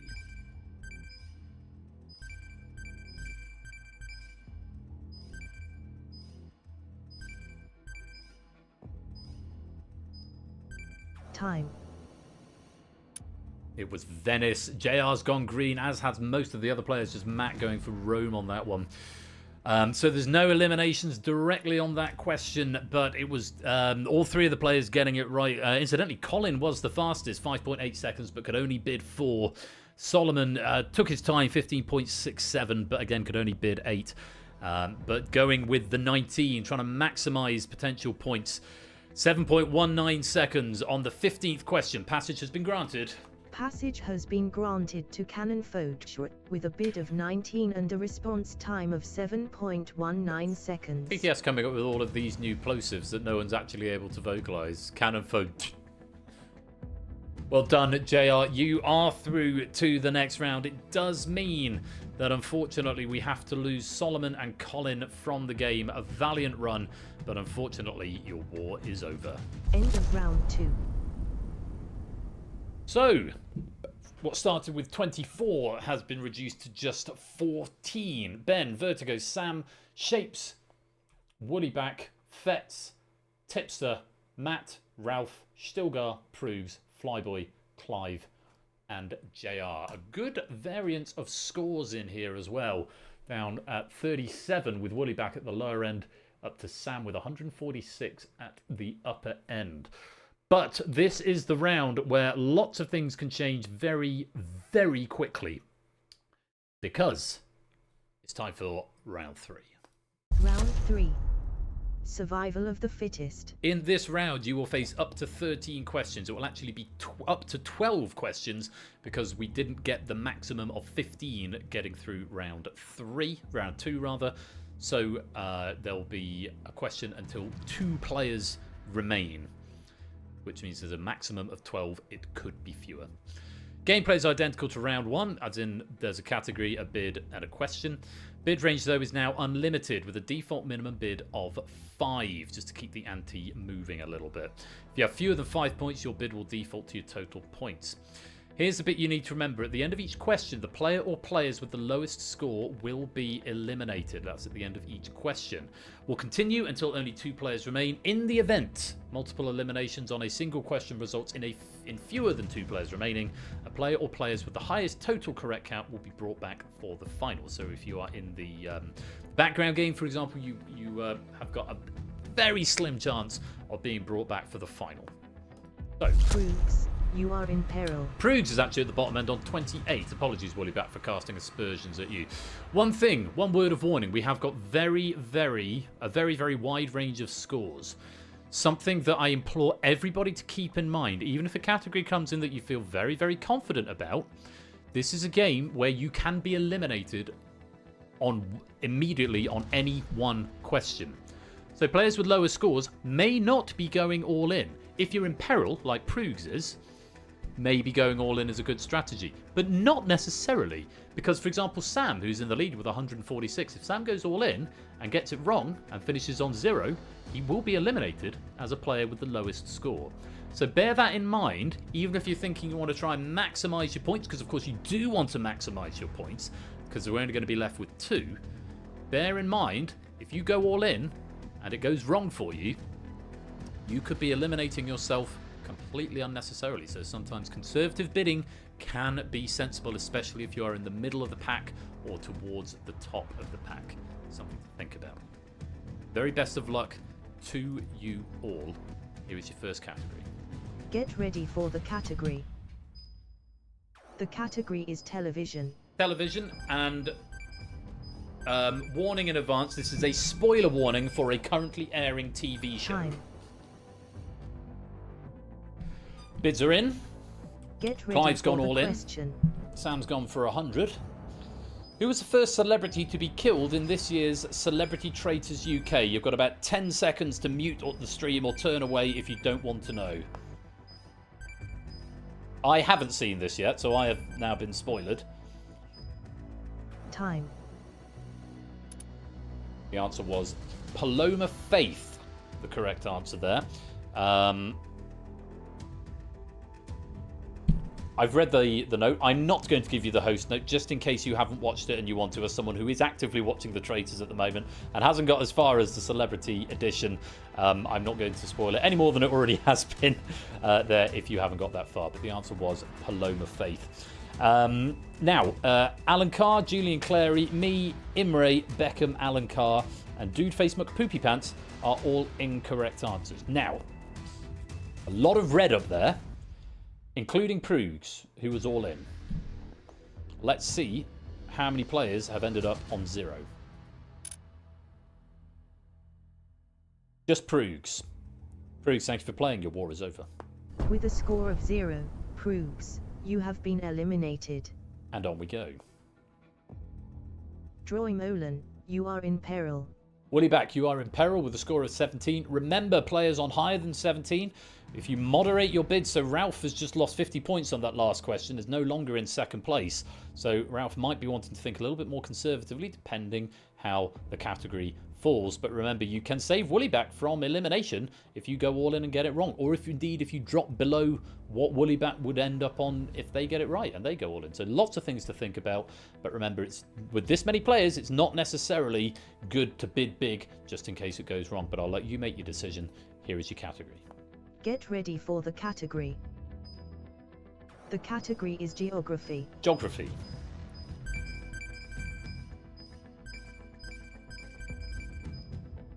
Time. Some conservative bids, a couple of players going high. There's a 50, there's a Get 70 ready for from the Ben question. there. Here's your question. The Pendle Witch Trials of 1612 took place in which English county?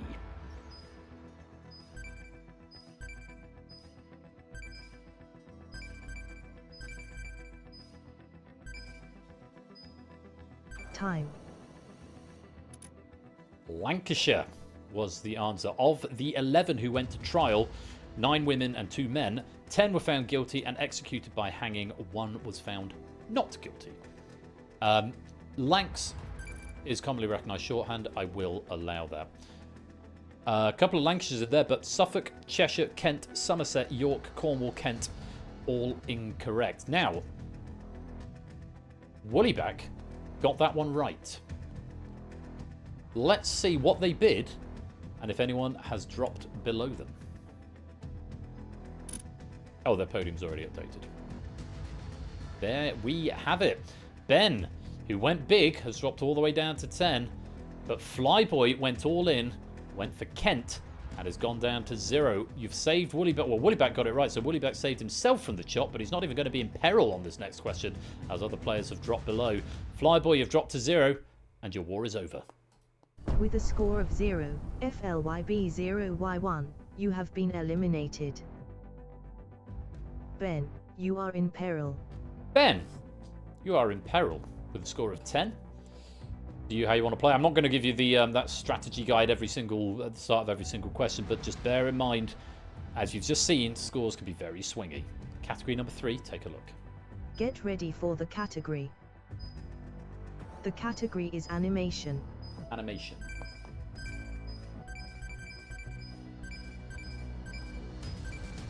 Time.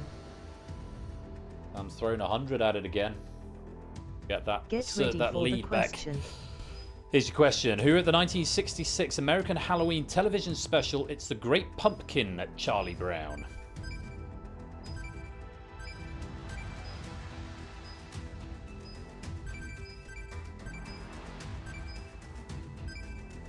Time. Was, of course, the great Charles Schulz. Sequence following Snoopy as a World War I flying ace and its depiction of Lucy pulling a football away from Charlie Brown have both become widely recognised in popular culture. Just a pass there from Matt and no answer offered from Woollyback. Let's update the podia. Ben has just been saved as Matt did not know the answer. Matt, what did you bid there? Matt going in for a bid of 30, but not getting an answer has lost 30 points. And with Ben getting it right, Matt, you've dropped below, and I'm afraid your war is over. With a score of 15, Rel Matt, you have been eliminated. However, Ben, you are in peril. still in peril, Ben. Low score of 20. Woollyback is your target with 29. Let's see what the next category brings. Get ready for the category. The category is opera. Opera. The art form rather than the browser. Time.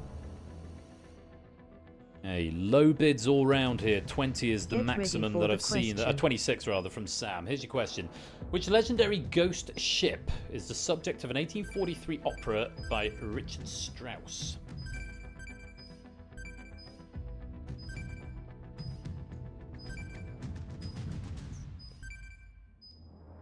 Time. Flying Dutchman. The Flying Dutchman. The title character, the Dutchman himself, has been cursed to wander the seas forever and is allowed to make landfall only once every 7 years to try and find a woman who will be faithful. Only she can save his soul. Wrong answers include the Marie Celeste. 2 going for the Marie Celeste, Vertigo and Shapes.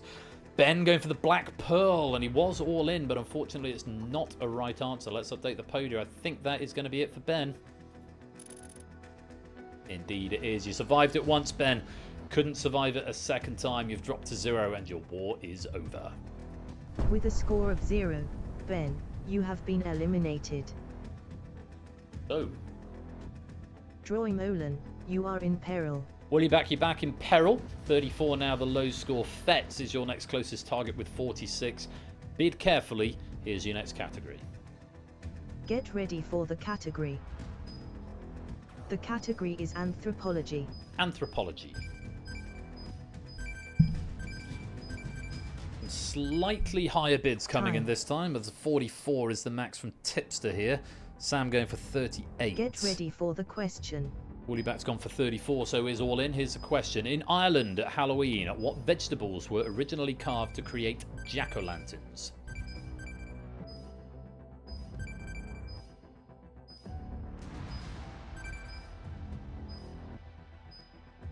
Time. Was the humble turnip. We also accepted rutabagas, but turnip was the answer, not pumpkins, as you may have thought. Pumpkins, potatoes, and gourds, all incorrect answers there. So points are going to be lost. Woollyback getting it right. Could have saved himself from elimination again. Has gone ahead of Fett, so certainly a chance. Let's see what the others bid and who's got the lowest score.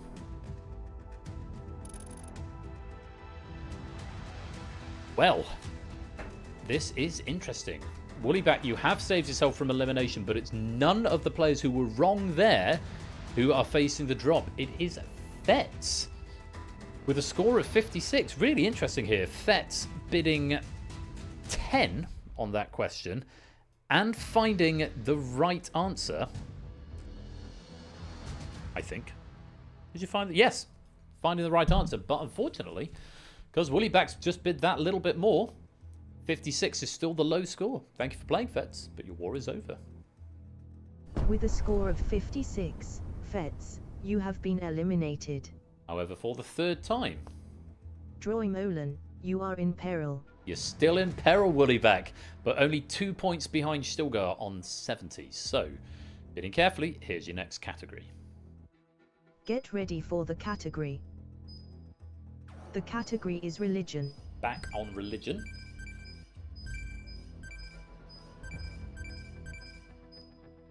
Time.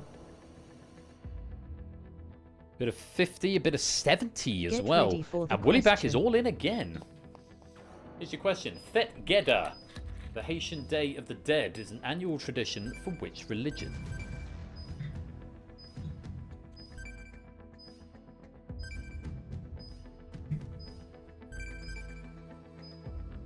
Time.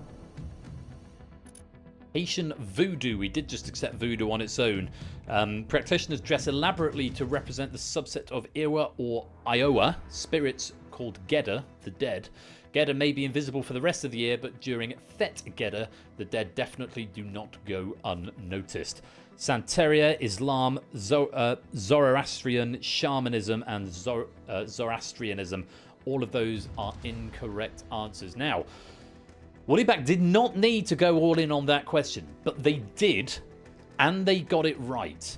There are a lot of wrong answers up there. Let's take a look and see who's dropped to the low position. It is not going to be Woollyback. Let's find out. It is Stilgar who went all in with the answer. Santeria has dropped back down to 0. Stilgar, thank you very much for playing. But your war is over. With a score of 0, Stilgar, you have been eliminated. Shapes, you are in peril. The mesh updates, so you can get 4 numbers on the podium. Just to let you know, we happened last game. So Shapes is now in peril with a score of 80. So it's quite a chunky score. There's not masses of difference, given that's the low score at this point. You've got 97 down the front from JR there, 110 for Vertigo, 136 for Woollyback, Ralph on 112, Tipster on an even 100. Clive and Sam pulling away a little bit, 244 and 400, but that could change very, very quickly if they bid big and have a bit of a stumble. So, Shapes, think carefully about how you're going to bid. Remember, you do not necessarily have to go all in, because someone else might go all in, or bid enough and get it wrong to drop below. So, just think carefully about how much you want to bid on the next category, which is... Get ready for the category. The category is geography. Back on geography.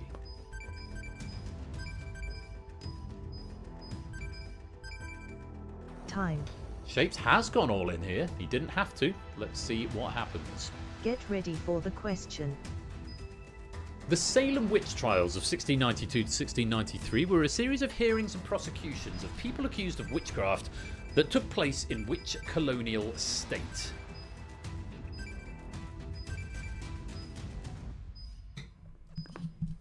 Time.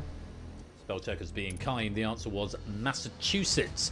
More than 200 people were accused, 30 people were found guilty, 19 of whom were executed by hanging, 14 women and 5 men. I believe it is central to the plot of Arthur Miller's The Crucible, if memory serves.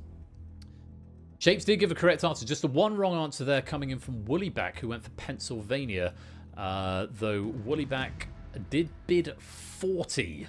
That might have been an error, Woollyback. Let's update the podia and see what's happened. You have dropped to 96. You are the only remaining player in double digits. Everyone else has got to triple digits. You weren't in peril that time, but unfortunately you do have the low score at the end of the question. You avoided it a couple of times, but cannot avoid it again. Thank you for playing, Woollyback, but your war is over. With a score of 96, Droimolan, you have been eliminated. Oh. Suxianthib, you are in peril. Pip, you're now in peril on 110. You don't very often see peril with 110. This is such I have to say, kudos to Fluffy Bunny. This is such a more exciting game with more players in this round and the scores being as close as they are and going up and down. I like it so much more with a wavy difficulty curve. It's honestly, this is my feeling just playing it through for the first time. It's so much more entertaining to watch and so much more exciting. Probably for the players as well. I might have to you might be onto something here, Fluffy Bunny. Tip, you're in peril with 110. Vertigo just 5 points ahead. So bid wisely. Here's the next category. Get ready for the category. The category is festivals. Festivals.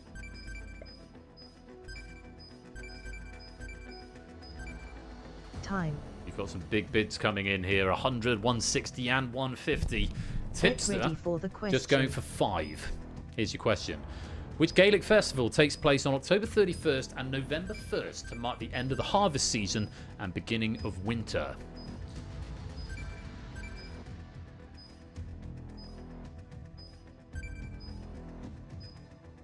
Time. Is it Sowin or is it Samhain? That's something you can give me a pronunciation on because I've asked for it. Sowin or Samhain? It's one of those. Samhain. I wasn't far off. Samhain is the name of the festival marking the beginning of winter in Gaelic Ireland. So it's a Gaelic origin, that word, hence Samhain. Lovely stuff. Now, Tip bid very low on that question, but he didn't give an answer. Vertigo went for Halloween. Now, Vertigo bid 50 and was only 5 points ahead, so Tipster may have done something very, very clever here. Everyone else getting the correct answer. Let's update the podia. Indeed so, Vertigo, that big bid has been your foil on this occasion. You've dropped back into double digits. Tip with the low bid, despite getting it wrong, has saved himself one more question. Thank you for playing, Vertigo. Your war is over. With a score of 65, Indeed not. Vertigo, you have been eliminated. Thanks for playing. However, Tipster, Suxianthib, you are in peril. you're in peril once again, 105, and this time there's a significantly more sizable gap between you and the next lowest player. That's Ralph on 182. Has everyone here been in peril apart from Sam and Clive so far? I know Shapes has been in peril, Tip has. JR, have you been in peril yet? I think Ralph has been in peril. JR hasn't been in peril yet, okay. Ralph, were you in peril? Can't remember. Let's find out what happens with our next question. Good luck, here's a category. Get Right, ready mate. for the category. The category is music. Music.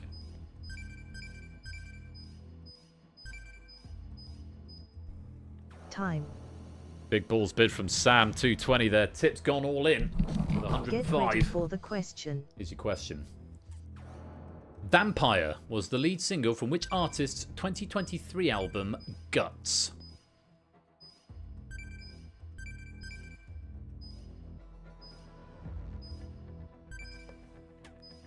Just in conversation on diss Time. tracks. On the podcast I was listening to earlier on, Olivia Rodrigo was the answer. Vampire topped the charts in the United Kingdom, becoming Rodrigo's third chart-topping single. I mentioned diss tracks because somebody went for Charlie XCX. It was JR going for that answer, who was the subject of a diss track dispute with, I believe, Taylor Swift, whose new album came out last week, and allegedly has a diss track for Charlie XCX on it. I think that's what they said. Oh, Tip. I don't think it's enough, he says. Well, you're up to 210, but bear in mind, JR's deduction hasn't come off yet. And neither has Clive's.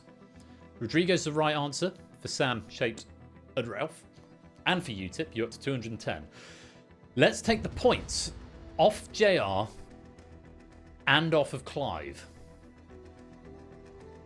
Clive bid 40. So Clive, you're not getting eliminated. How many did JR bid?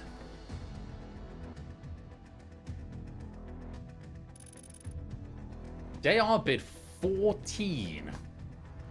Which means We have a double elimination on 210. If you'd bid one more tip, you would have been saved. But of course, you went all in, so you couldn't bid anymore. JR, if you'd bid one fewer, if you'd bid 13, you would have had a chance to be in peril. Maybe I did jinx it because you're now not going to get a chance to be in peril. Because you've both got the same score. We're going to lose one question from this pack. JR, tip, thank you for playing. Over. With a score of 210, Canon Fogshur, Suxianthib, you have been eliminated. Ralph, you are in peril. Ralph, you have been in peril now on 257. Still not a massive gap between you and Shapes, who's next on 315. Clive on 334. Sam is hoping to get to 4 figures, I'm sure. Let's take a look at the next category. And Shido Harry, welcome to the stream. Get ready for the category. The category is chemistry. Chemistry. Oh, is Sam going to go all in? We know he's a bit of a chemistry bod. Is he going to play the hubris strats? He's not gone all in. He's just gone for 360. It's still a chunky bid. Get ready for the question. And Ralph has gone for 250. Let's see what happens. Which poison, a metalloid element, was used by Victorian poisoner Mary Ann Cotton to kill 3 of her 4 husbands for the life insurance? 5 with a bid of 20. Shapes with a bid of 85. Time. Clive, the only one to go wrong. Clive's gone for cyanide here, which is not the right answer. The other 3 are right, and Sam hits 4 figures. Doesn't happen very often, but there he is. Still counting up. Bloody Nora. Ralph has pushed up to 507, and Shapes has pushed up to 400. She was actually executed for poisoning her stepson and may have killed up to 11 of her own children. Bloody hell. Not a nice lady. Moonrise and Phoenix, welcome to the stream. Lovely to have you here. Well, that is an interesting question. Clive going for cyanide, only bidding 20. Let's take them off. But even with that, Ralph has done enough to double through up to 507. And despite being in second place for the overwhelming majority of this round, you will make your 7 o'clock appointment, Clive. Because unfortunately, with a score of 314, you've been eliminated and your war is over. With a score of 314, Clive, you have been eliminated. So, Shapes, you are in peril. Shapes is in peril with 400 points. Ralph has 507, Sam has 1200. Sam can safely get himself through to the next round. Even if Ralph, who's the next highest, doubles up, Sam can ensure he stays on top. So it depends how he wants to play this. This is all going to be between Shapes and Ralph. And Sam if he wants to play hubris strats. But let's assuming he doesn't want to do that. It's going to be between Shapes and Ralph. Shapes, you're in peril. A little bit of quick maths, which is why I'm stalling here in case you're trying to work out what your optimum strategy is. I wish you both the best of luck. Here is the final category of the round. Get ready for the category. Nobody's done 2K. The category is suspect. television. We're going for television.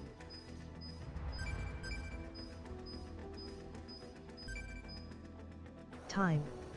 I'm looking to make it 1500. Ralph's gone for 294. Get Shapes ready is for the all question. in here. Here's your question. 4 name required. In Game of Thrones, which Lord of the Seven Kingdoms and bastard child of Jaime and Cersei Lannister choked to death at his wedding feast after being poisoned?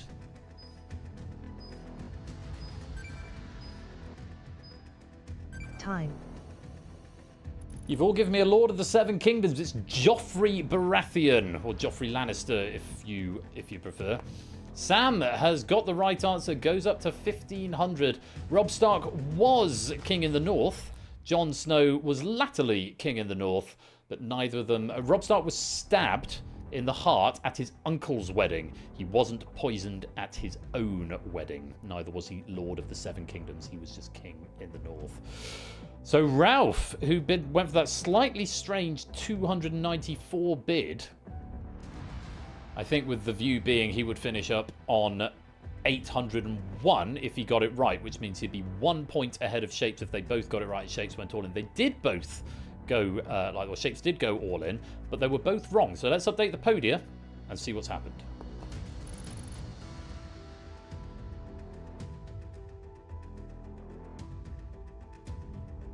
I really should do a different animation.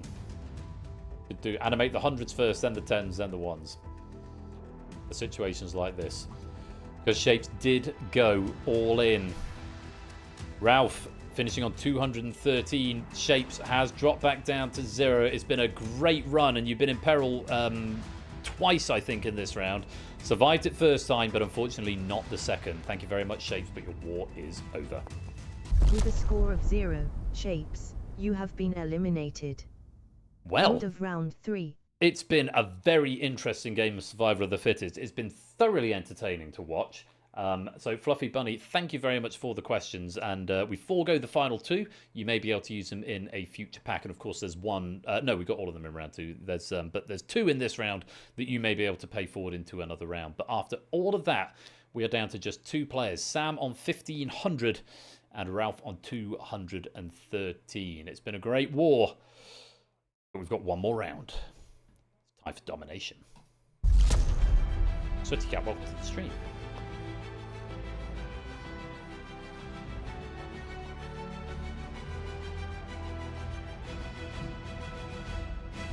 Here's how to play. Round 4. Domination.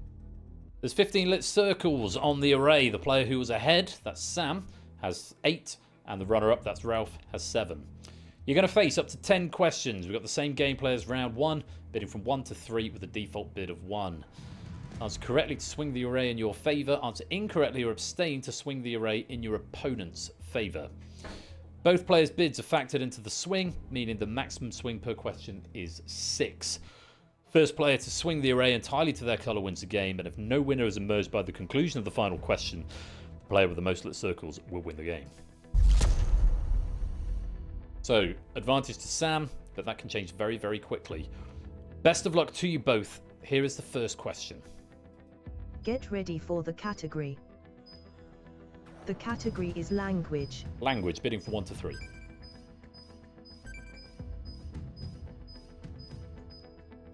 Time. Early deadlock, both players bidding 2. So potential swings of +4, -4, or Get 0. ready for the question. Here's your question. What is the English translation of the Mexican festival Dia de los Muertos?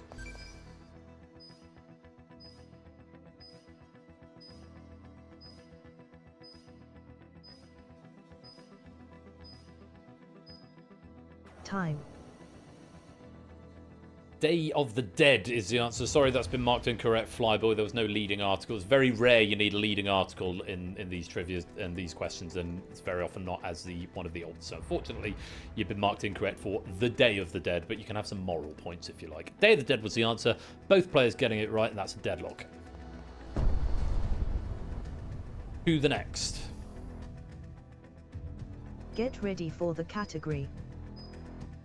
The category is geography. Back to geography.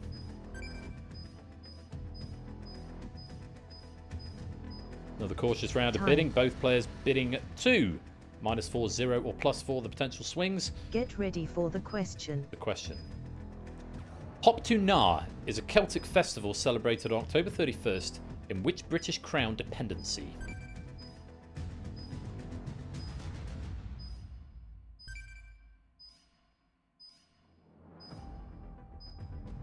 Time.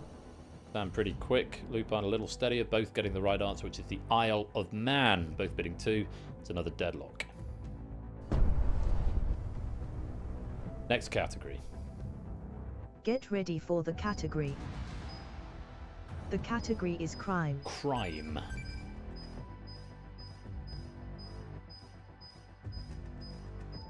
First shift in the zeitgeist. Sam going for 3. Ralph sticking with 2. Potential swings of -4, -1, +1, or +4. +5, rather. George Hodel, Walter Bailey, and Leslie Dillon are 3 of the most frequently mentioned suspects for which notorious murder that occurred in Los Angeles in 1947.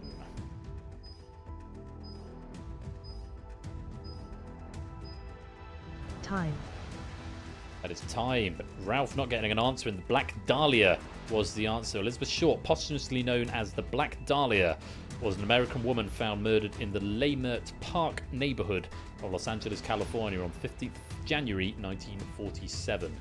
We have got a shift in momentum. Sam going for 3, Ralph going for 2, but only Sam getting the correct answer. That's a win of 5 lights for Sam.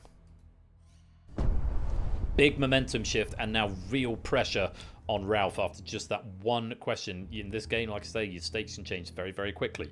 However, Ralph could swing it back to his side. It depends how the next question goes. Let's take a look at the category. Get ready for the category.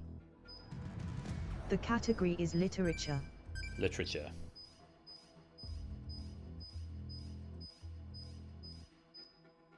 Time. Slight reverse there. This time Lupine on the aggressive with 3. Sam going Get for ready 2. for the question.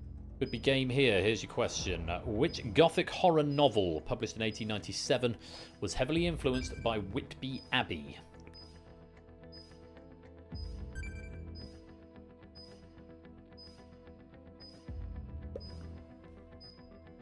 Time.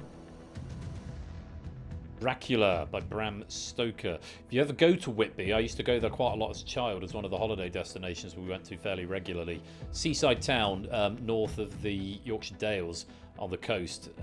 There's a sort of exhibition you can go in called Dracula's Experience, which as a child was absolutely terrifying. But yeah, it's worth going to. Best fish and chips in the country, allegedly, in Whitby. I would recommend it. Both players getting the correct answer of Dracula, with Ralph slightly more on the aggressive. He's going to start to hopefully claw things back slowly but surely. That's a swing of 1 in Ralph's favour.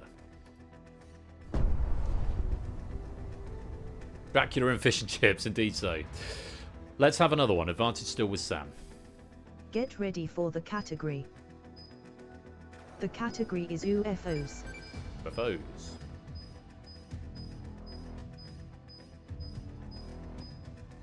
Exactly the same as last time. Ralph slightly more on the aggressive. 3 plays Samsters 2. Get ready for the question. Your question. Which forest just outside RAF Woodbridge in Suffolk gives its name to a series of sightings of unexplained lights in 1980, which became linked with UFO landings, meaning it is sometimes nicknamed Britain's Roswell?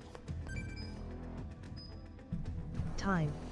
Long question, and it's a sausage question. Nobody even in the audience game getting that one right. Rendlesham Forest was the correct answer there. Tipster did give the answer Rendlesham, but it didn't get through the spell checker, unfortunately. Tipster, and I can't condone you because you don't have a podium anymore, so take a moral point, Tipster, and also meaning it's not an official sausage question. So both players were wrong, but with Ralph being slightly more aggressive, he's the one who's going to lose the light. It's a swing of 1 in Sam's favour. But yeah, have a biscuit. You deserve it.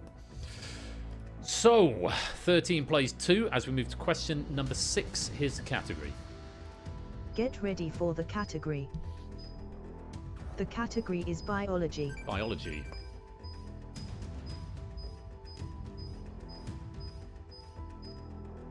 Time. The answer's a plural, by the way. Deadlock potential again. Get Both ready players for bidding the 3. question. Ophiocordyceps unilateralis is a parasitic fungus that affects what creatures?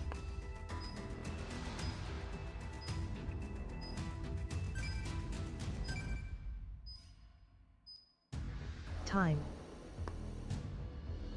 It's ants. The reason I said give me the plural is because if you just put ant, it wouldn't have got through the spell checker. Anyone who's seen The Last of... Yes, as I say, Vertigo, if you've seen The Last of Us, it's explained in the prologue of the TV show adaptation of The Last of Us. Cordyceps is the fungal infection that is the catalyst of all the drama in that particular show, and indeed the video game series.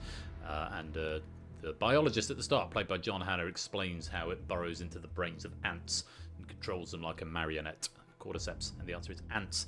Insect isn't specific enough, I'm afraid, Sam. We did need ants specifically, and snakes is the completely wrong family of animals. So you're both wrong, but you both bid 3, so that is another deadlock.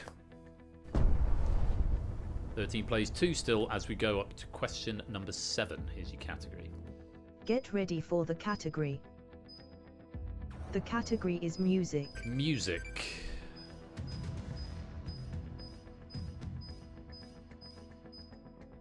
Time. Players bidding strong 3 apiece. Another deadlock potential. Get ready for the question. Here you are. Bloody Kisses, October Rust, and Life is Killing Me are albums by which 90s noughties American Gothic rock band?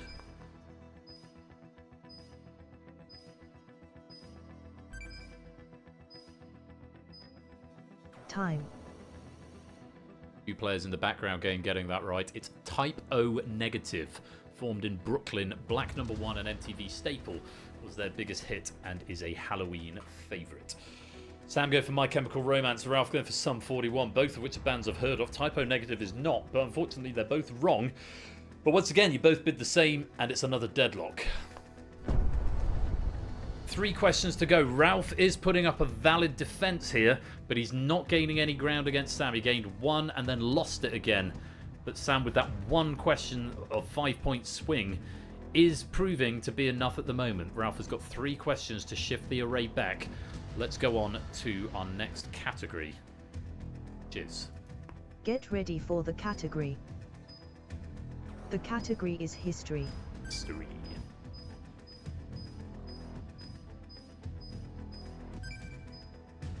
Time. Sam back on the defensive now. Ralph going for a strong bid of 3. Sam just going for 1. Get ready for the question. Here's your question. The Manningtree Witch Trials were a series of witch hunts beginning in 1645, led by Witchfinder General.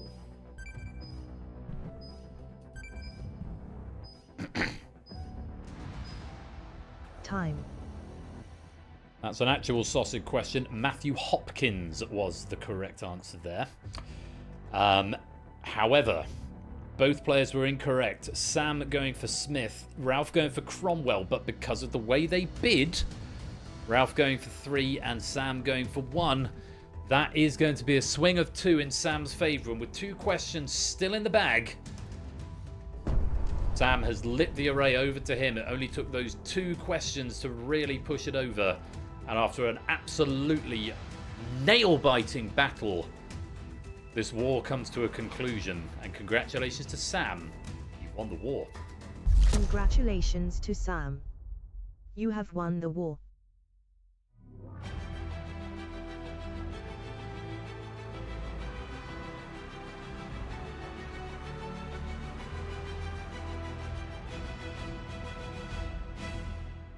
Good man.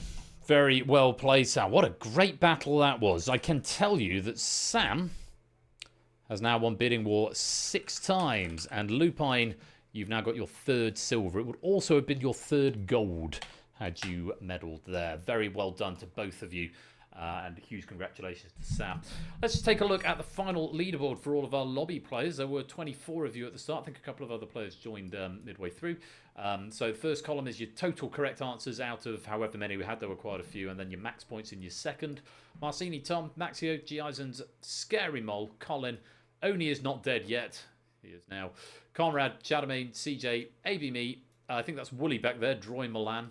Solomon, Flyboy, Pruse, Real Matt. Into the top 10, Ben with 20, Clive with 21, Fetz and JR with 22, Vertigo with 23, Susie and the Bee, which was Tipster, I think, also on 23, Stilgar on 24, and the lobby medal goes to Shapes with 24, but takes the advantage for having the higher maximum point score, which was 400 before his calamitous fall from grace on that last question, but we commend him for his cojones.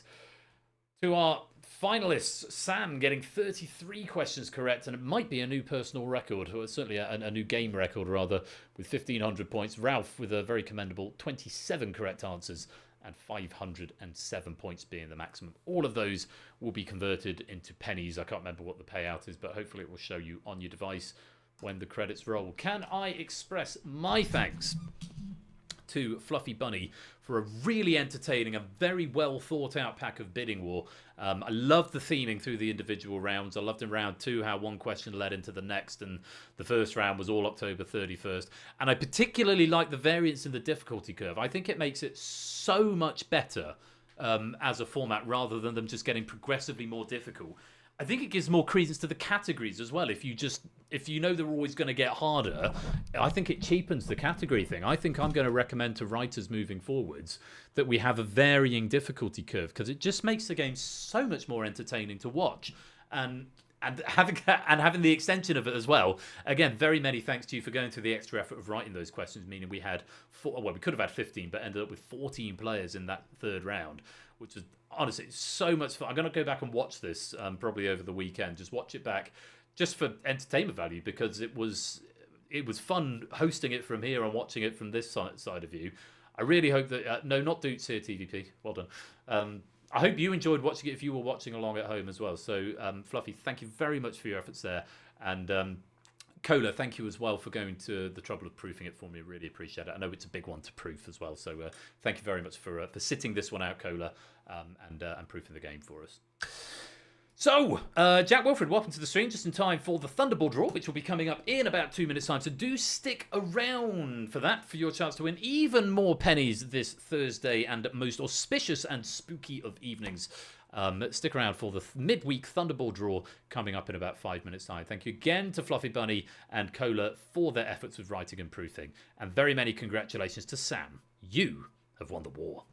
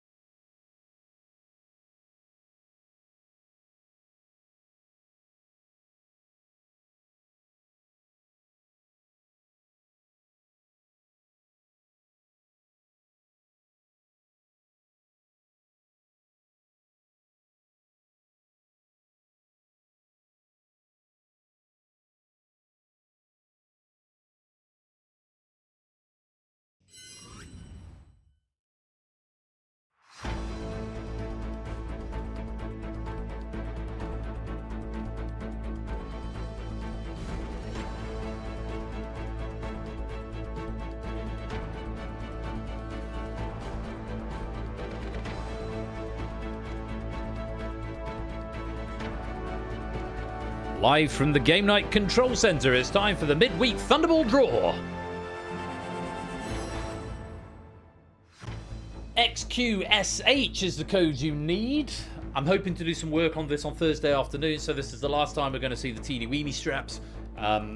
Reminder that there is no stream next Thursday, the 6th of November. I am away with work, so we're not going to see the Thunderball for a couple of weeks. But I am here on Saturday for Blinko, Moneybox and Distinction. I do hope you'll come and join me for that as November rolls around and we are one step closer to our Quizmas season, which is coming in December. A reminder that Ash and I are once again going to be doing the Quizmas double bill. With the 12 games of Quizmas. So make sure you give Ash a follow. More information coming on that very, very soon. Do come and join this lottery. We've still got a few seats available. I want to come and grab some pennies. Tipster is going to try and increase his pennies before the lottery even happens, as he's calling for a micro penny lottery. Deal success. Well, that's not bad. 3371. Happy days, Tipster. It's a nice little windfall for you there, isn't it? Lovely stuff. Now, I'm going to give you 30 seconds, and let's press the countdown button so that we know how that's going to happen. Well, the Thunderball has been 11 for the last two draws, so, you know, it's not impossible it'll happen again. JR now hoping for another lottery. Veal success. 7:45. Yeah, you couldn't have the same thing happen twice. Right. 10 seconds. It's a micro penny request, Tom Cairns. You have to put in the request for the micro pennies, and then I can give you a lottery draw. Right, that is long enough. Let's hide the room code. If you're not in now, I'm afraid you're too late. Let's start the machine.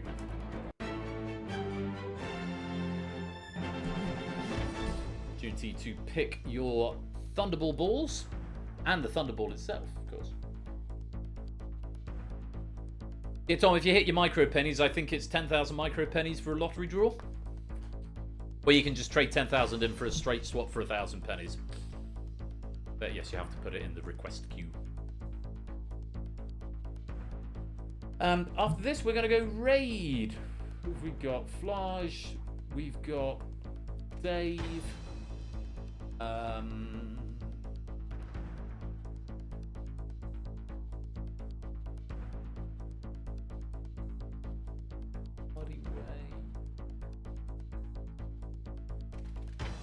Next is doing blueprints. That could be fun. We haven't raided them for years. We're going to give Negs a raid. Nega Oryx, Twitch partner, and voice actor, actually. Just really cozy, chill, lovely environment over there. I've been there once or twice. So, yeah, let's raid outside of our normal parameters, and we'll give Negs a raid. We'll find a nice, wholesome raid message to go with it. Right, I think that's long enough. Let's release those big money balls.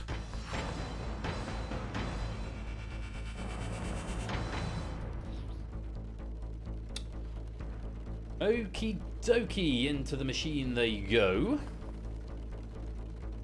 So, I wish you all the very best of luck with tonight's Thunderball draw. Reveal success. Let's go.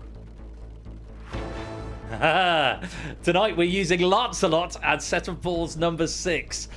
Lancelot gave us a bit of grief last time we played. Let's see if he's learnt his lesson as we get our first ball out of the machine. And there it is, number 1, top of the shop. First appearance in the main Thunderball draw. It's a good start, Lancelot. You've done good so far. Come on. I believe in you, mate.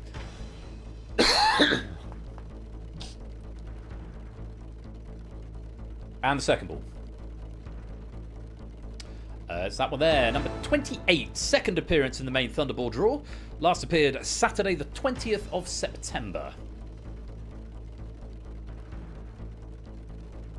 Bit of agitation in the basin, hopefully. Some of them are spinning around quite ferociously at the moment. We've had a failed draw there. Let's try that again. Oh, and again. Give them an extra spin. Third time lucky. There we go. That's number 17. First appearance for that in the main Thunderball draw as well. I should have gone through the raid messages. I was waiting for the machines to start. Oh well. To do them in just a mo.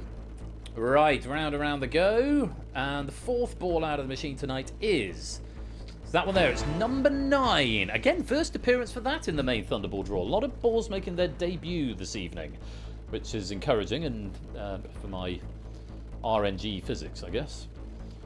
One final ball to be drawn from this machine, the 5th ball from the first machine tonight, is that one there. It's number 33. Again, first appearance for that in the main Thunderball draw. How exciting. So, those are your main 5. And I think we need to start our second machine. Only 14 balls going into this machine. And the poll, is it going to be odd or even? You've got 30 seconds left. Oh, has that poll concluded? I'm going to predict...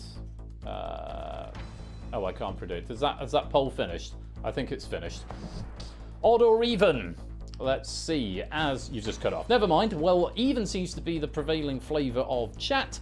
Let's release the Thunderballs.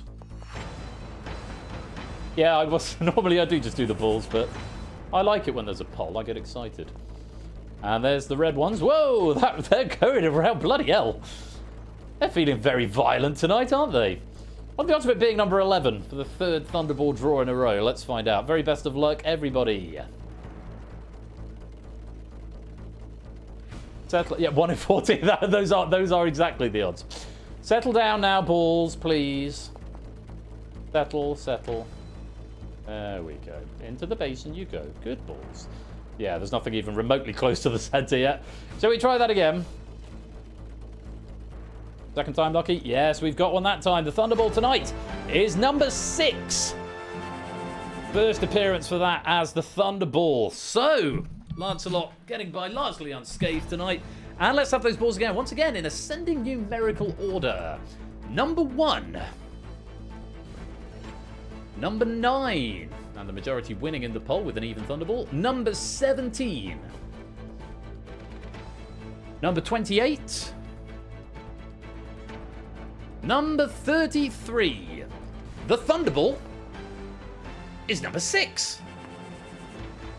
Well done if you've got some pennies out of that. Let's take a look at the winnings. Lot of tickets up there. Any major winnings? A lot of 250s. SJ with 1,000 on one ticket. Very well done there. And JR with a 500 on one. A few other 500s. Maxio and Oni with a 500. Nata with 1,000 on one, very nice, and Todd with a 500 on one, so not too bad. I'm not going to go through all of the winnings tonight. Hopefully it shows them on your devices. Let me press refresh. Right, I've pressed refresh. The pennies have updated, so now you can go and check them. But well done if you got some pennies out of that this evening. I hope you had fun. Now, all I'm going to do now is roll the credits and go through, pick a raid message, and then we're going to raid on at the end of this Hallow stream this evening. Thank you all for joining me, and thank you for playing the Thunderball. I'll see you after the credits.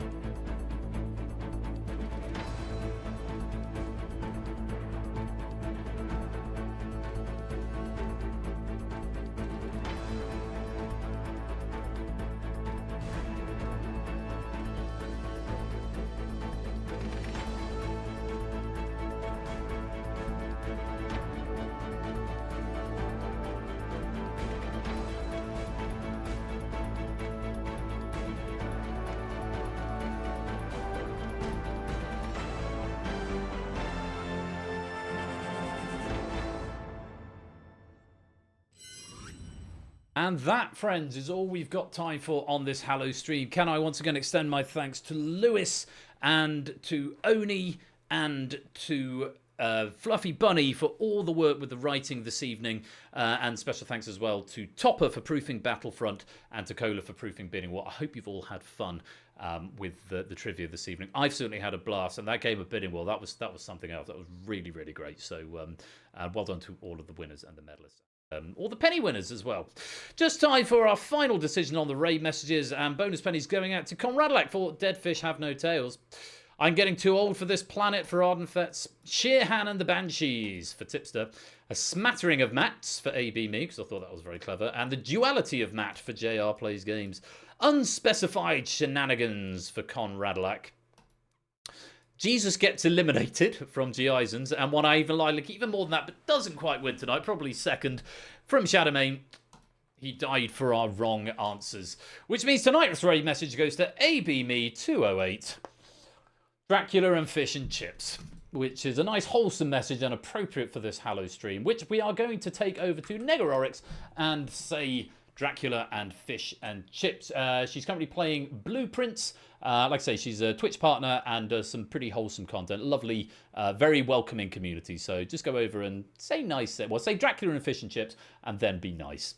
I'm going to be back on Saturday. Ash is back here tomorrow. Not quite sure what he's got, but do come and give him a follow. I might try and make an appearance tomorrow because I've got a free evening for the first time in a while. So I might just try and poke my head around the door. Yes, I'm going to be back on Saturday with Plinko, Moneybox and Distinction. If you're just here for the weekday stream, a reminder that I'm not going to be here next Thursday. Come and join the Discord as ever. for all the latest up-to-date information. Just to generally come and hang out with us. It'd be lovely to have you over there.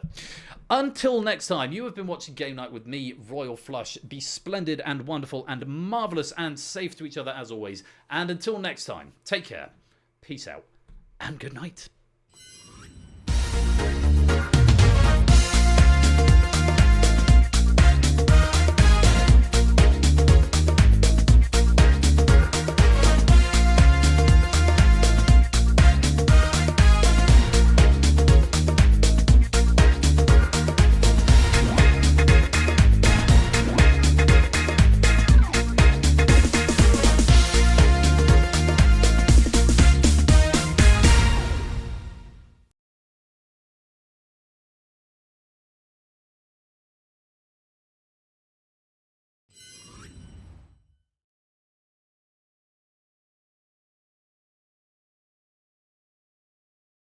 So we're gonna have to wander for a second.